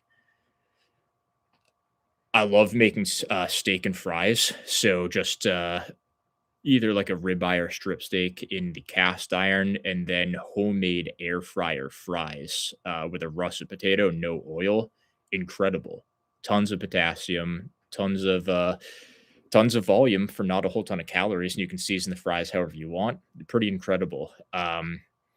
I really like making this certain stew that was just, it was like a hamburger stew. So it was like ground beef, carrots, celery, bell peppers, and mini yellow potatoes diced up, with just like some basic crushed tomatoes and beef broth and some seasonings. That was really good.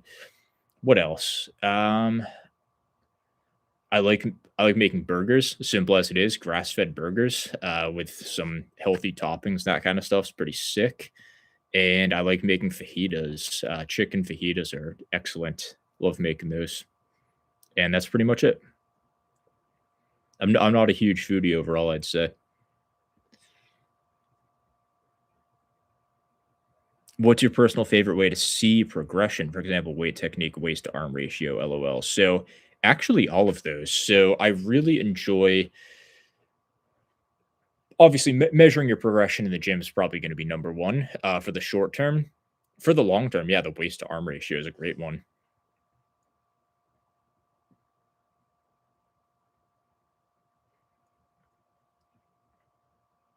Can one gain arm size after 15 or maybe 16-inch on a recomp? Uh, yeah, yeah, you can still gain arm size for sure, but the actual measurements, it's really just a matter of since losing fat is inevitable on a recomp, can your muscle gain outpace the rate at which you lose fat enough to increase that measurement? So that's ultimately what it comes down to. So it's going to be harder to do that, obviously, the later you are into training, but you can still gain arm size. The measurement increase would probably just be slower, if not net zero, even if you're gaining muscle in terms of like the actual number, not looking at the proportion of muscle to fat.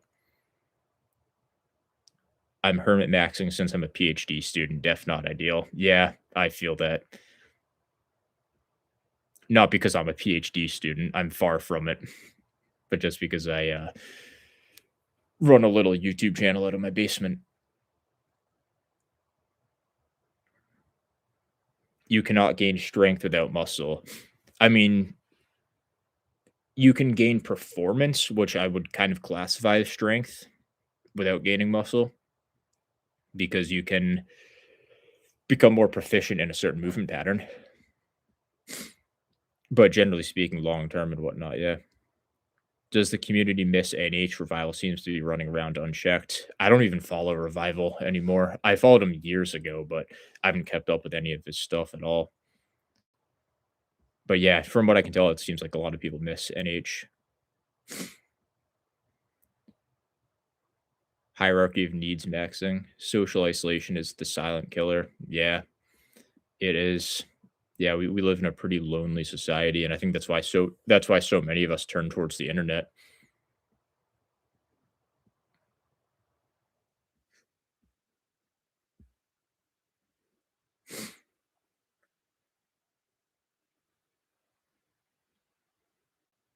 My favorite type of lifter is the gym boomer who refers to CT Fletcher and says overtraining does not exist, but they suffer from chronic tendonitis and lower back issues.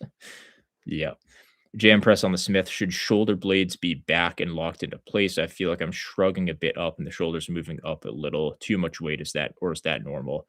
That's totally fine. So your scapular position doesn't really matter all that much for JM presses. Actually, Profit Fear, if he's still here, he can probably expand on it a little bit. But he likes to do JM presses with protracted and elevated scaps.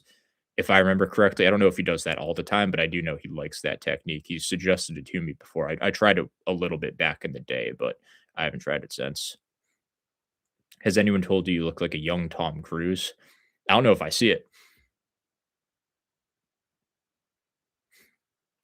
Any shows you're enjoying or recommend? No, I've had a really, really hard time finding shows I like. I think we just live in a very decadent time, and it's tough to find good shows. I think the only couple that I've seen in a really long time that I've like genuinely enjoyed, um, 1883 and 1923. I genuinely liked those shows. Like they were intriguing and just interesting, I thought. I really liked 1923. I think it was like the perfect mix between like a drama, but also like trying to be somewhat historically accurate too, just to kind of give a look into like what that time frame would have been like. So that was kind of a good mix of like entertainment, but also being detail oriented, I found, even though it was far from a perfect show, but I thought it was definitely good enough. And my favorite show that I've seen at all in the past 5, 6, 7 years is The Walking Dead. Really liked that show, especially the first half, like the first 5 seasons or whatever. Great show. I think it's, they balanced being able to, like, take a totally sci-fi unrealistic situation, but have the way they responded to it psychologically seem realistic. It was very human. So I thought that was kind of an interesting, almost like realistic twist on something that most other shows would make just way too corny. And obviously you could see that in the back half of that show, season 6 and beyond. It was corny because they were no longer normal human responses to the situation that was going on. It turned into a fantasy. And I thought that was very, very corny. So I watched, it took me like 3 tries to try and rewatch those final few seasons to actually finish it. And it was just trash. It was terrible. I keep rewatching Breaking Bad. I funny you say that, I'm actually in the middle of watching Breaking Bad now, and that's, like, the first show I've even tried to watch in, like, a year. It's really good. It's perfect, well made. Collab with Alex Leonidas would go hard. Yes, I agree.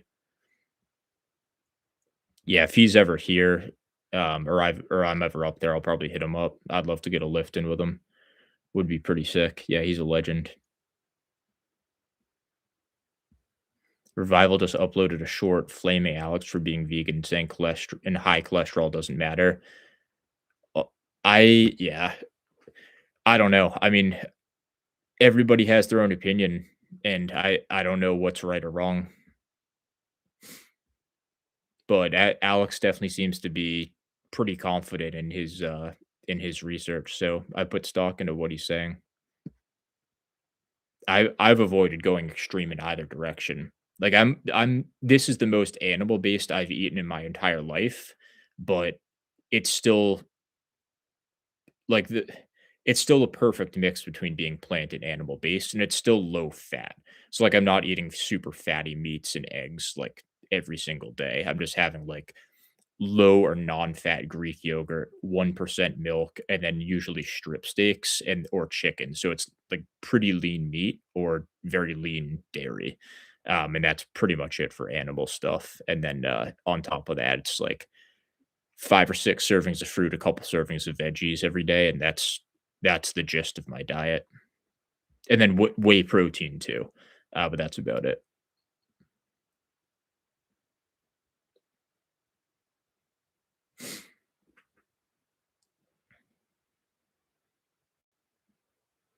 Hybrid would be full body 3 times a week swimming, running I can't speak, running, swimming, and plyometrics.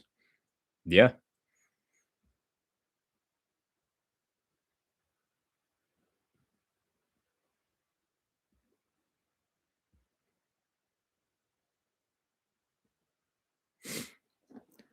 Say my name. I feel like it's gonna be a trick name then. I do not respect vegans. Hmm. I don't pay enough attention to any extreme in terms of diet, whether it's carnivore or vegan. I don't know. I just I don't it doesn't interest me enough to really look into that. Clip that. What are we clipping? Oh, I don't really he's probably trying to frame it as I don't respect vegans.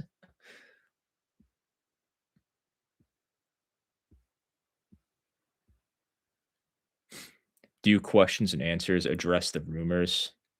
Yeah, I'll address the rumors.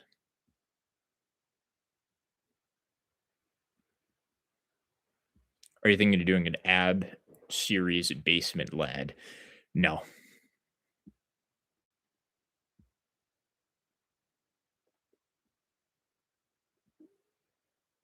Spoiler, Walter White is Heisenberg. I knew it. I picked up on that. 3 movies that you like. Do you watch black and white movies? Are you a cinephile? No. I'm not much of a movie guy, but my one of my goals is to get more into movies this year. I'd say movies that I like, there's gonna be 1 or 2 that I'm missing. Like, when I'm for whatever reason, uh, when people ask me, like, movies, shows, books, whatever that I like, I can never think of it off the top of my head. It always comes to me later. But for movies, I've always loved Jaws, and I really liked Fight Club. Watched that earlier this year. Excellent movie. Definitely one of those movies that makes you think about it for, like, the next week after you watch it. There's a lot to unpack. It's a confusing movie. in a good way. Not I should say it's not I shouldn't say it's confusing. I should say it gives you a lot to chew on. There's a lot you can kind of contemplate with it. It's not like a confusing movie for anybody that hasn't seen it.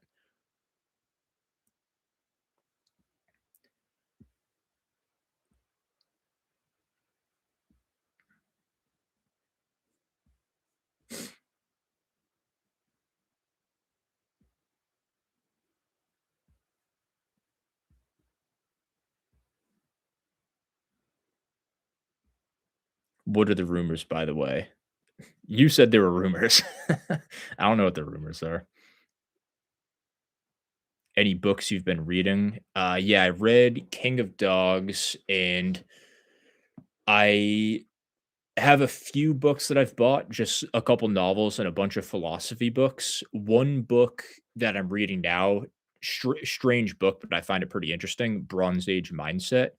It is basically the reason why I'm reading it is because I want to get more into reading Nietzsche, and it's just kind of a good like digestible introduction to that overall philosophy. So there's some stuff in the book that isn't directly related to Nietzsche, but it's very much like inspired by that kind of philosophy. So this is giving me like more context for me to actually get more into like legit Nietzsche books that are definitely harder to just start off reading kind of like out of the blue when I'm not.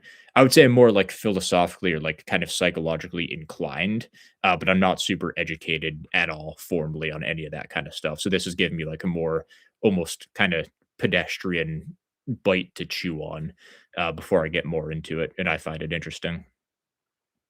Opinion on parasocial relationships. Um, yeah, they're fine. They're good. No, I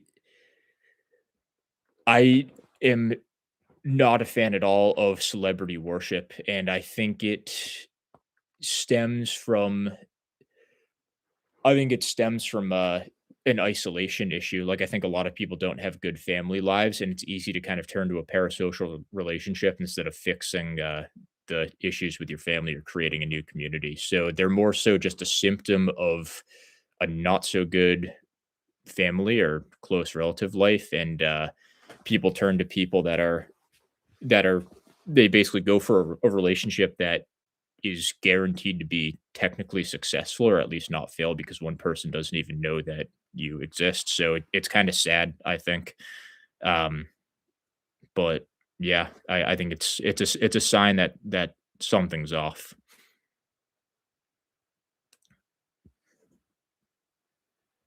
What do you think of Shane's Bony to Beastly channel? He seems like a new noble natty.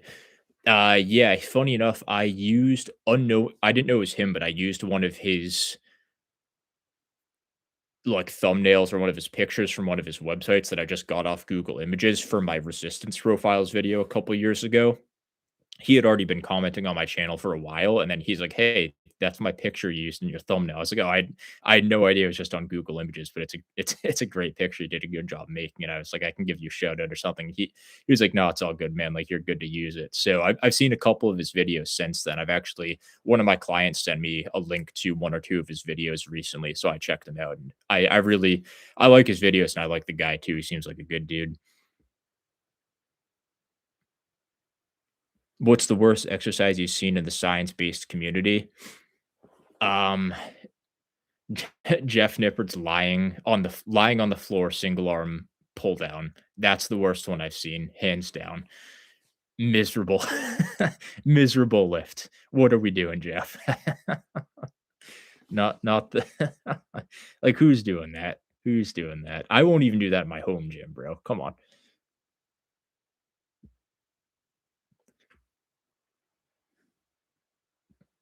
They can be quite profitable.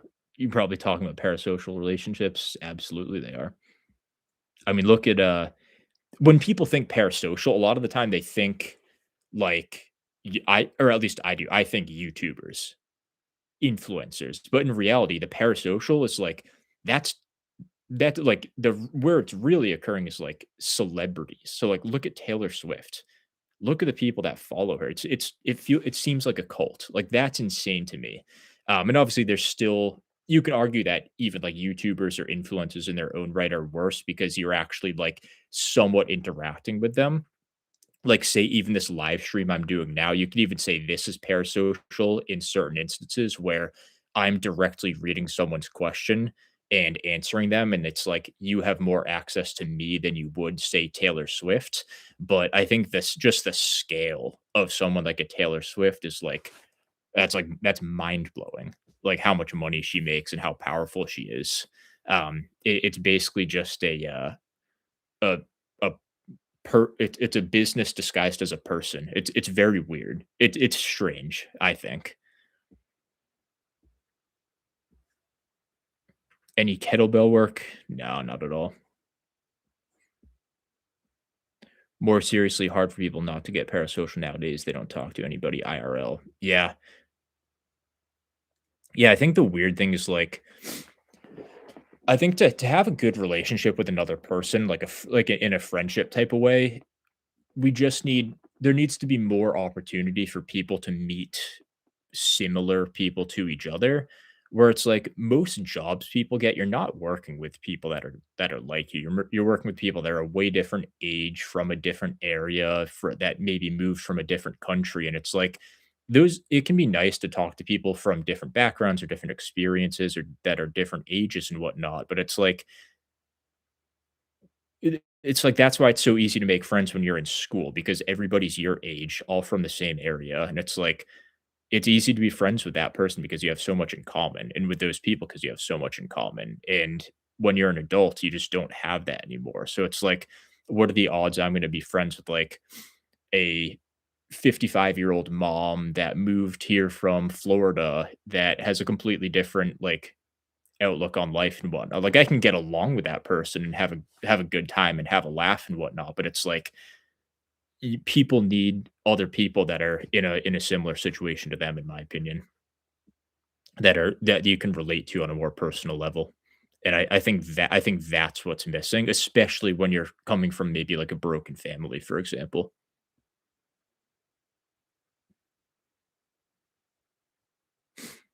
How do you avoid being parasocial when I have unparalleled levels of autism? I I couldn't tell you. I couldn't tell you.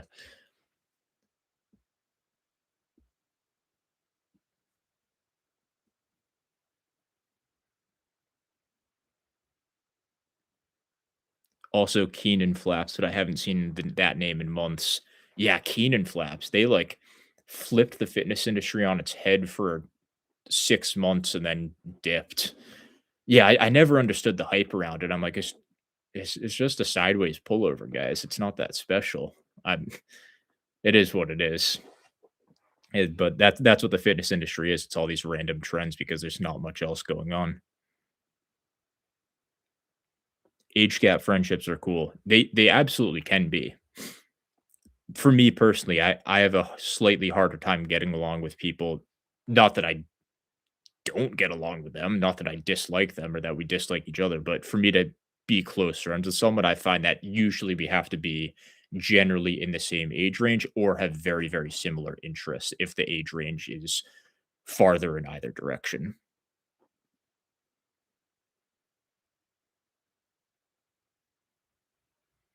Honestly, surprised no one's done a video on the autism level of the lifting community. There's definitely a correlation. Yeah, there absolutely is. That's funny.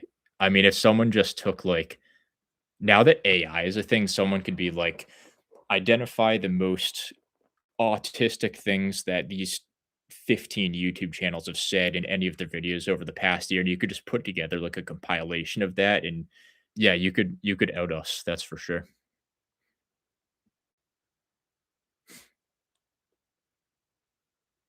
Do you have a favorite Mr. Olympia? Um, not really. I mean, as far as like the most impressive, I think Phil Heath, especially, like, earlier on was like, that's insane. Just, like, how bubbly and round his physique looked, that was just wild to see. But I wouldn't say I have, like, a favorite. I've never really been too huge into following pro competitive bodybuilding.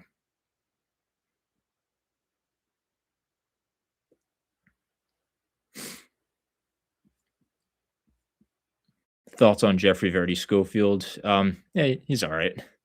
Yeah, we have a pretty similar approach to training, and we definitely, I think we both share a love for the finer details of technique and the way that you lift, not just in terms of biomechanics, but like overall control, tempo at various points in the range of motion. Like we have very similar interests as far as technique and the actual act of lifting goes. So we have different, I would say, mindsets and somewhat different philosophies, but I think we have a lot of overlap and we have a lot in common.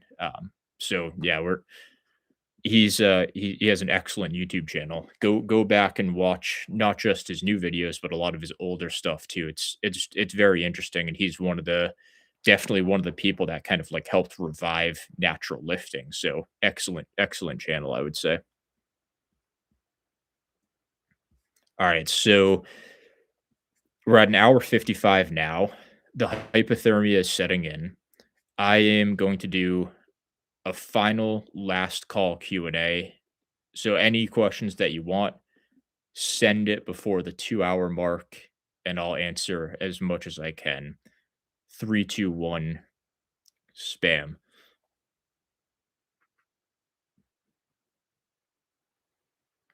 Biggest mistake in your training you made and how did you realize you were doing it?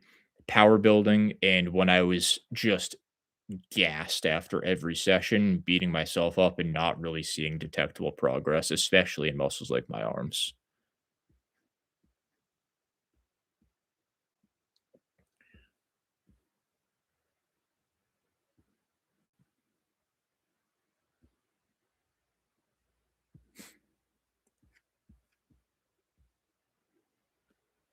Do you have any tips on how to push yourself mentally while on those last reps? I just have a hard time grinding it out at times. Yeah, so putting things in a context helps a lot, as wild as that might sound. It's like if you're gonna like get up, get your gym clothes on, drive all the way there, warm up, load all your weights on, do the entire set, and then stop 15 seconds shy of the desired proximity to failure that you want.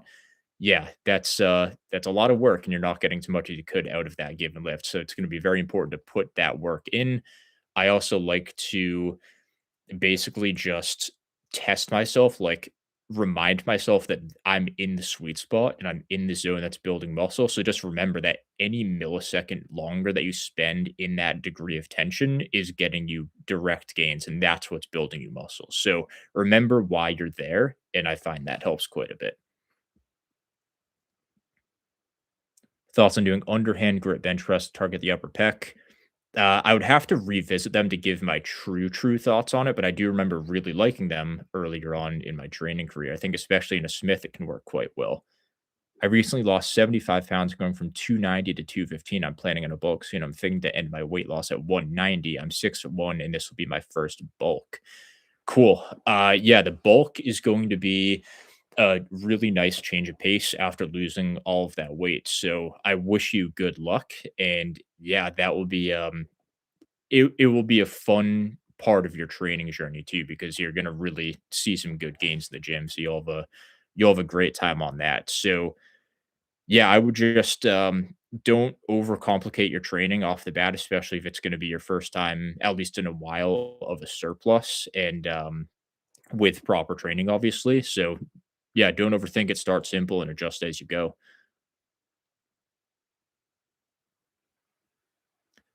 Thoughts on soreness as an indicator of training quality? I know it's not a one-to-one proxy, but I have a hard time shaking the feeling that my workout wasn't effective unless I'm sore after. So I'm someone that very much adapts to training. So no matter what I do, no matter how hard I push, no matter how much work I do, how much volume I do, after I've done something a couple times, I just don't get sore. Simple as that. So I don't like to use soreness at all. If you don't get sore the first time you're doing something, especially if it's for the first time in a while, or the first time you're training a muscle with that movement in a while and you're not getting sore, that's usually maybe something to look out for. Maybe you need to push harder, improve your technique, or do a little bit more work, or at least do it more often. But yeah, I don't put too much stock into soreness. I take a deload every third week. I lower volume and stay further from failure during this week. My body gets over fatigued otherwise. I've struggled with fatigue and want your opinion. Um, Interesting. It depends on the fatigue you're getting, if it's, like, systemic or if it's local to certain areas. It might be better just take to approach your program in a more sustainable way. You might be doing too much each session, I can't speak. Going for like lower fatigue lifts could actually be a decent option here, or just lifting with more strict technique, trying to get more out of less weight in a sense. I find that can work pretty well for keeping the fatigue down from not just a systemic aspect, but a local aspect too, in terms of like the joints you're working around for that given lift. How to get wide upper back and rear delts to appear as wide as possible. Uh, Nothing crazy here. I mean, train your lats as much as you can and do a bunch of rear delt flies. Kind of simple as that. Can't feel my chest at all when I bench due to my long arms. It's my only option training in a home gym. Any fixes? That's I wouldn't necessarily say it's an issue to not feel your chest when you're pressing. I hardly feel mine. It's kind of just how presses are. I find I don't feel a whole ton because there's not a major contraction. So I wouldn't worry too much about that. It could be a sign that your grip might be a little too narrow or too wide. So you could always try playing with your grip, but yeah, I wouldn't worry too much about the feel on a press. Rec fem work necessary for intermediates. If it's a priority, yeah. If it's not a priority, if it's like a low priority, probably not. It comes down to your priority status, I would say. Another JM press question. Everyone seems to go to the neck. Is there any disadvantage of going to the forehead? Also, if you need movie suggestions, hit me up. I've got over 1,000 ratings on IMDb. LOL. Good to know. Yeah, if you ever want to hit me up in the comments or I'll hit you up. Yeah, that sounds great. So for JMs, going to the forehead is going to be a skull crusher since your wrists are going to be below your elbows when you're at the bottom. So you're still going to get some elbow tracking in there back and forth. But it would be a skull crusher at that point since peak tension won't be at the bottom, where in a JM press for hypertrophy, I'd say it typically would be. Why does it matter if a curl variation biases one muscle like supinated versus hammer curls? If you take the set to failure, wouldn't all the elbow flexors be maximally worked at failure?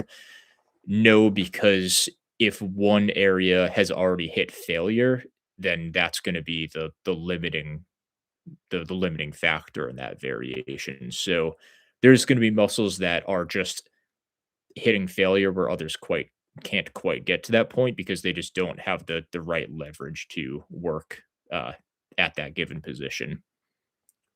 What was your story of starting your YouTube channel? So my channel was back in like 2020 when I was kind of finishing up that power building phase and transitioning into more of bodybuilding stuff. I started basically putting down notes in my phone that I've had for a long time, or just ideas that I had had at that point on like what I learned from training, stuff I wanted to talk about in a video, misconceptions I want to talk about, basically talking about all the mistakes that I had made and what the truth is about a lot of the stuff regarding lifting. And eventually I just started to I moved, so I got this house and started to build out the home gym, and then I decided I want to start making videos. And it was a little intimidating at first, and it's definitely like a strange thing to like start doing. Like it's kind of weird to like tell your family, your friends, like, oh, I started filming YouTube videos. Like it's just kind of odd in a way. So I just started doing it and I didn't tell anybody. Like I didn't even tell my fiance. I was just down here filming videos for a few weeks and the channel started to do well very quickly. And then I told her, I was like, hey, like I'm making videos, they're getting some views, and she was supportive of it. And it's kind of cool. So that's how I started the channel. So very simple, just stuff that I'd thought about for a long time and eventually turned them into video form. So that's how it started. But the reason why I started it was more so just to document all of these ideas. I wanted to bring them not just from like a notepad where I would kind of like forget the mindset that I had or forget the way I wanted to articulate it if I was to reference it back years down the road. So what I wanted to do was put it all into video format so I could articulate them off the top of my head with some notes the way I wanted to. And that way it's just like a permanent um time capsule of my ideas and my thoughts that I could never really forget. It was also coming at a time where the natural community was starting to build up a little bit again, and I felt like I had a valuable input to help kind of bring that along because I had known what it's like for years to have the fitness industry just purely run by fake natties or naturals or whatever that just don't care about the finer details of training. So to be able to put my voice and put my 2 cents into that was something I was really looking forward to doing. And I've obviously been pretty grateful to have the opportunity to not just log everything on YouTube, but to actually have people enjoy and resonate with the stuff I talked about because I didn't know if I'd be the only one talking about progressive overload anxiety and how the fitness industry has it backwards. Like, obviously, it's kind of niche either way, but to see like hundreds and then thousands of people have the exact same story, I'm like, okay, that's pretty cool. Like, I'm able to actually help people that were in the exact shoes that I had been in for years. So, very cool to kind of be the guy that hated everything and suffered because of all that kind of BS in the industry, and then to be the one to, like, not entirely change it, but to have a strong voice in kind of like the changing of just improving the hypertrophy fitness part of the fitness industry, like, it's just been cool to be a part of, so super grateful.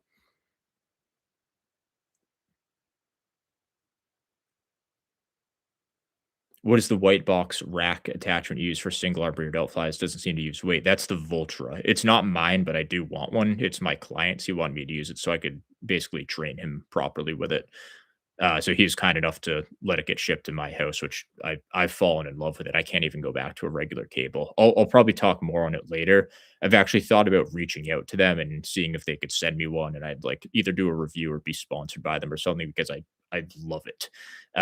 For anyone that doesn't know, it's a digital cable and you can set custom resistance profiles. So you can actually make basically any lift you can do with a cable, you can make it length and biased.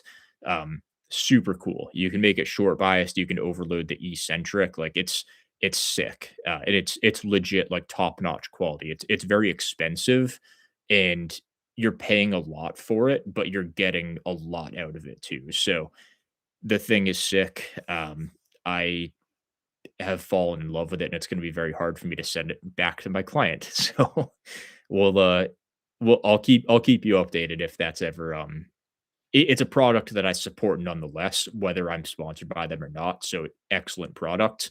I do wanna see if I can get sponsored by them just because I don't have a gym equipment sponsor, and I absolutely love that, product. Will this live stream be posted as video? Yeah, I will post it as a video.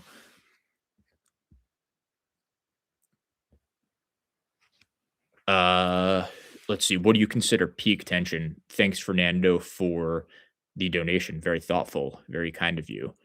For peak tension, it's more of a mechanical thing than it is what I consider or how I feel about it. It's basically just where the moment arm is greatest. So you want to look at the axis point of the lift that you're doing. So say you're doing a curl, the axis where you're hinging is going to be on your elbow. So when the load is farthest from a horizontal distance perspective, so when the load and the axis are farthest apart horizontally, that's when tension is going to be the greatest. It doesn't necessarily mean it's going to be the most challenging because your muscle is going to be stronger and weaker in various positions, but generally that's when tension is going to be the highest.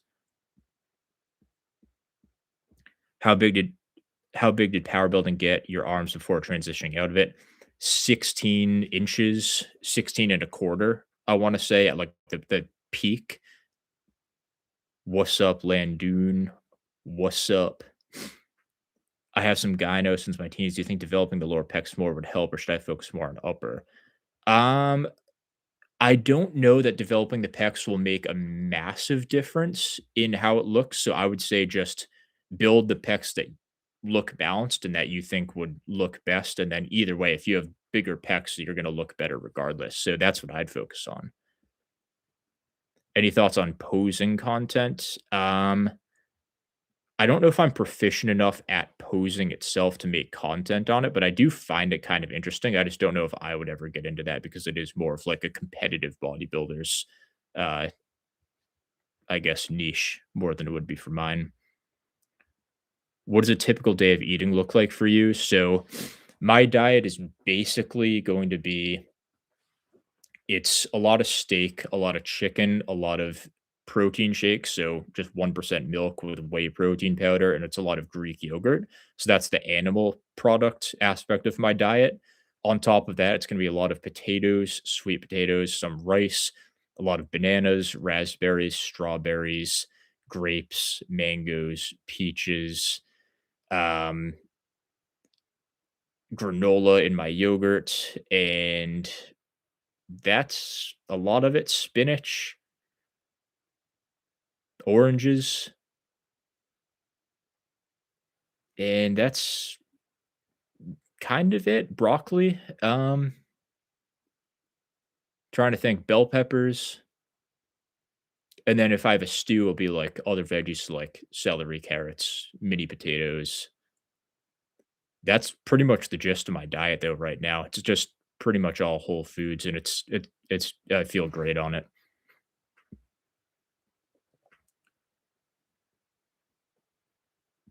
Congratulations, big man. I'm really glad I discovered your channel. Appreciate that, dude. That's very thoughtful.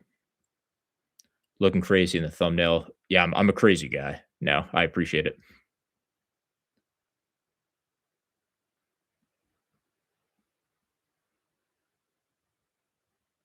Taylor Sheridan, dude behind 1923, and makes pretty great movies. Hell and High Water and Wind River, both fantastic. Yeah, I've seen Wind River. I haven't seen Hell and High Water, but yeah, I've tried watching some of his other shows too. What was it? Mayor of Kingstown, I watched an episode or 2 of, and then I watched a little bit of Tulsa King. Didn't like Tulsa King. I thought it was kinda corny.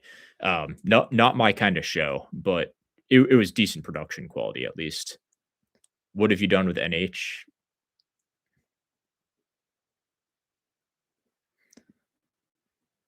Thank you. Thanks for joining. Do you miss deadlifting? Seems like I'd likely have better hypertrophy success if I dropped it for RDLs, but I just love deadlifting. No, so with deadlifts, I mean, you just wanna avoid, like, the crazy you wanna avoid sumo, if you want optimal hypertrophy. Even, like, a narrow, kind of like a hybrid sumo should work just fine, where your feet are just outside your grip versus, like, an ultra wide leverage maxer sumo, but conventional deadlifts are great for hypertrophy. You'll be missing some hamstring growth, but, yeah, for, like, erectors and traps, glutes, that's very solid. What would you do if your house blew up right now? I don't think I'd I don't think I'd be able to say anything because I'd probably be, blown up with the house since I'm in the house. Randomish question, but I faced a lot of wrist injuries going through a bad one right now. Just thinking to go ham on forearm exercises. Thoughts? Uh, yeah, I would start lighter though, starting like the 25 to 50 rep range and just like kind of slow and steady progress. Yeah, like wrist flexion extension, even supination and pronation, reverse curls, hammer curls. Just do like a whole kind of rehab routine. You don't have to do everything that I mentioned, but yeah, especially wrist flexion and extension. Yeah, probably and some deviation. That's probably a pretty good idea.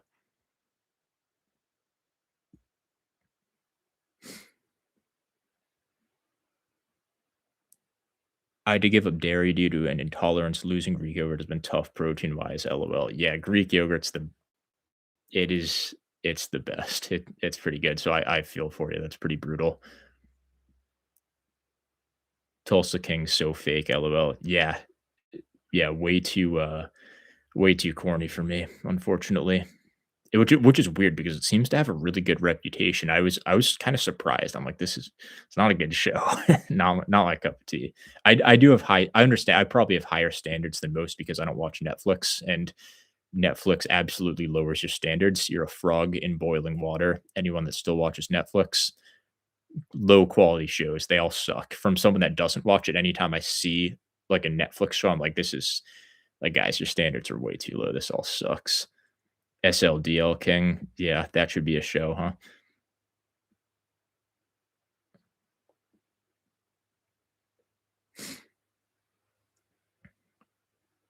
Bro's pretending he's not immortal. I try and stay humble. What kind of gun do you own? I actually don't own a gun. You'd think I would living in Maine and wearing a flannel, but no, I don't. I'll get one someday, but yeah, I don't. I don't have one right now. Although you could say for my channel, it probably makes the most sense to get a BB gun, which I do have.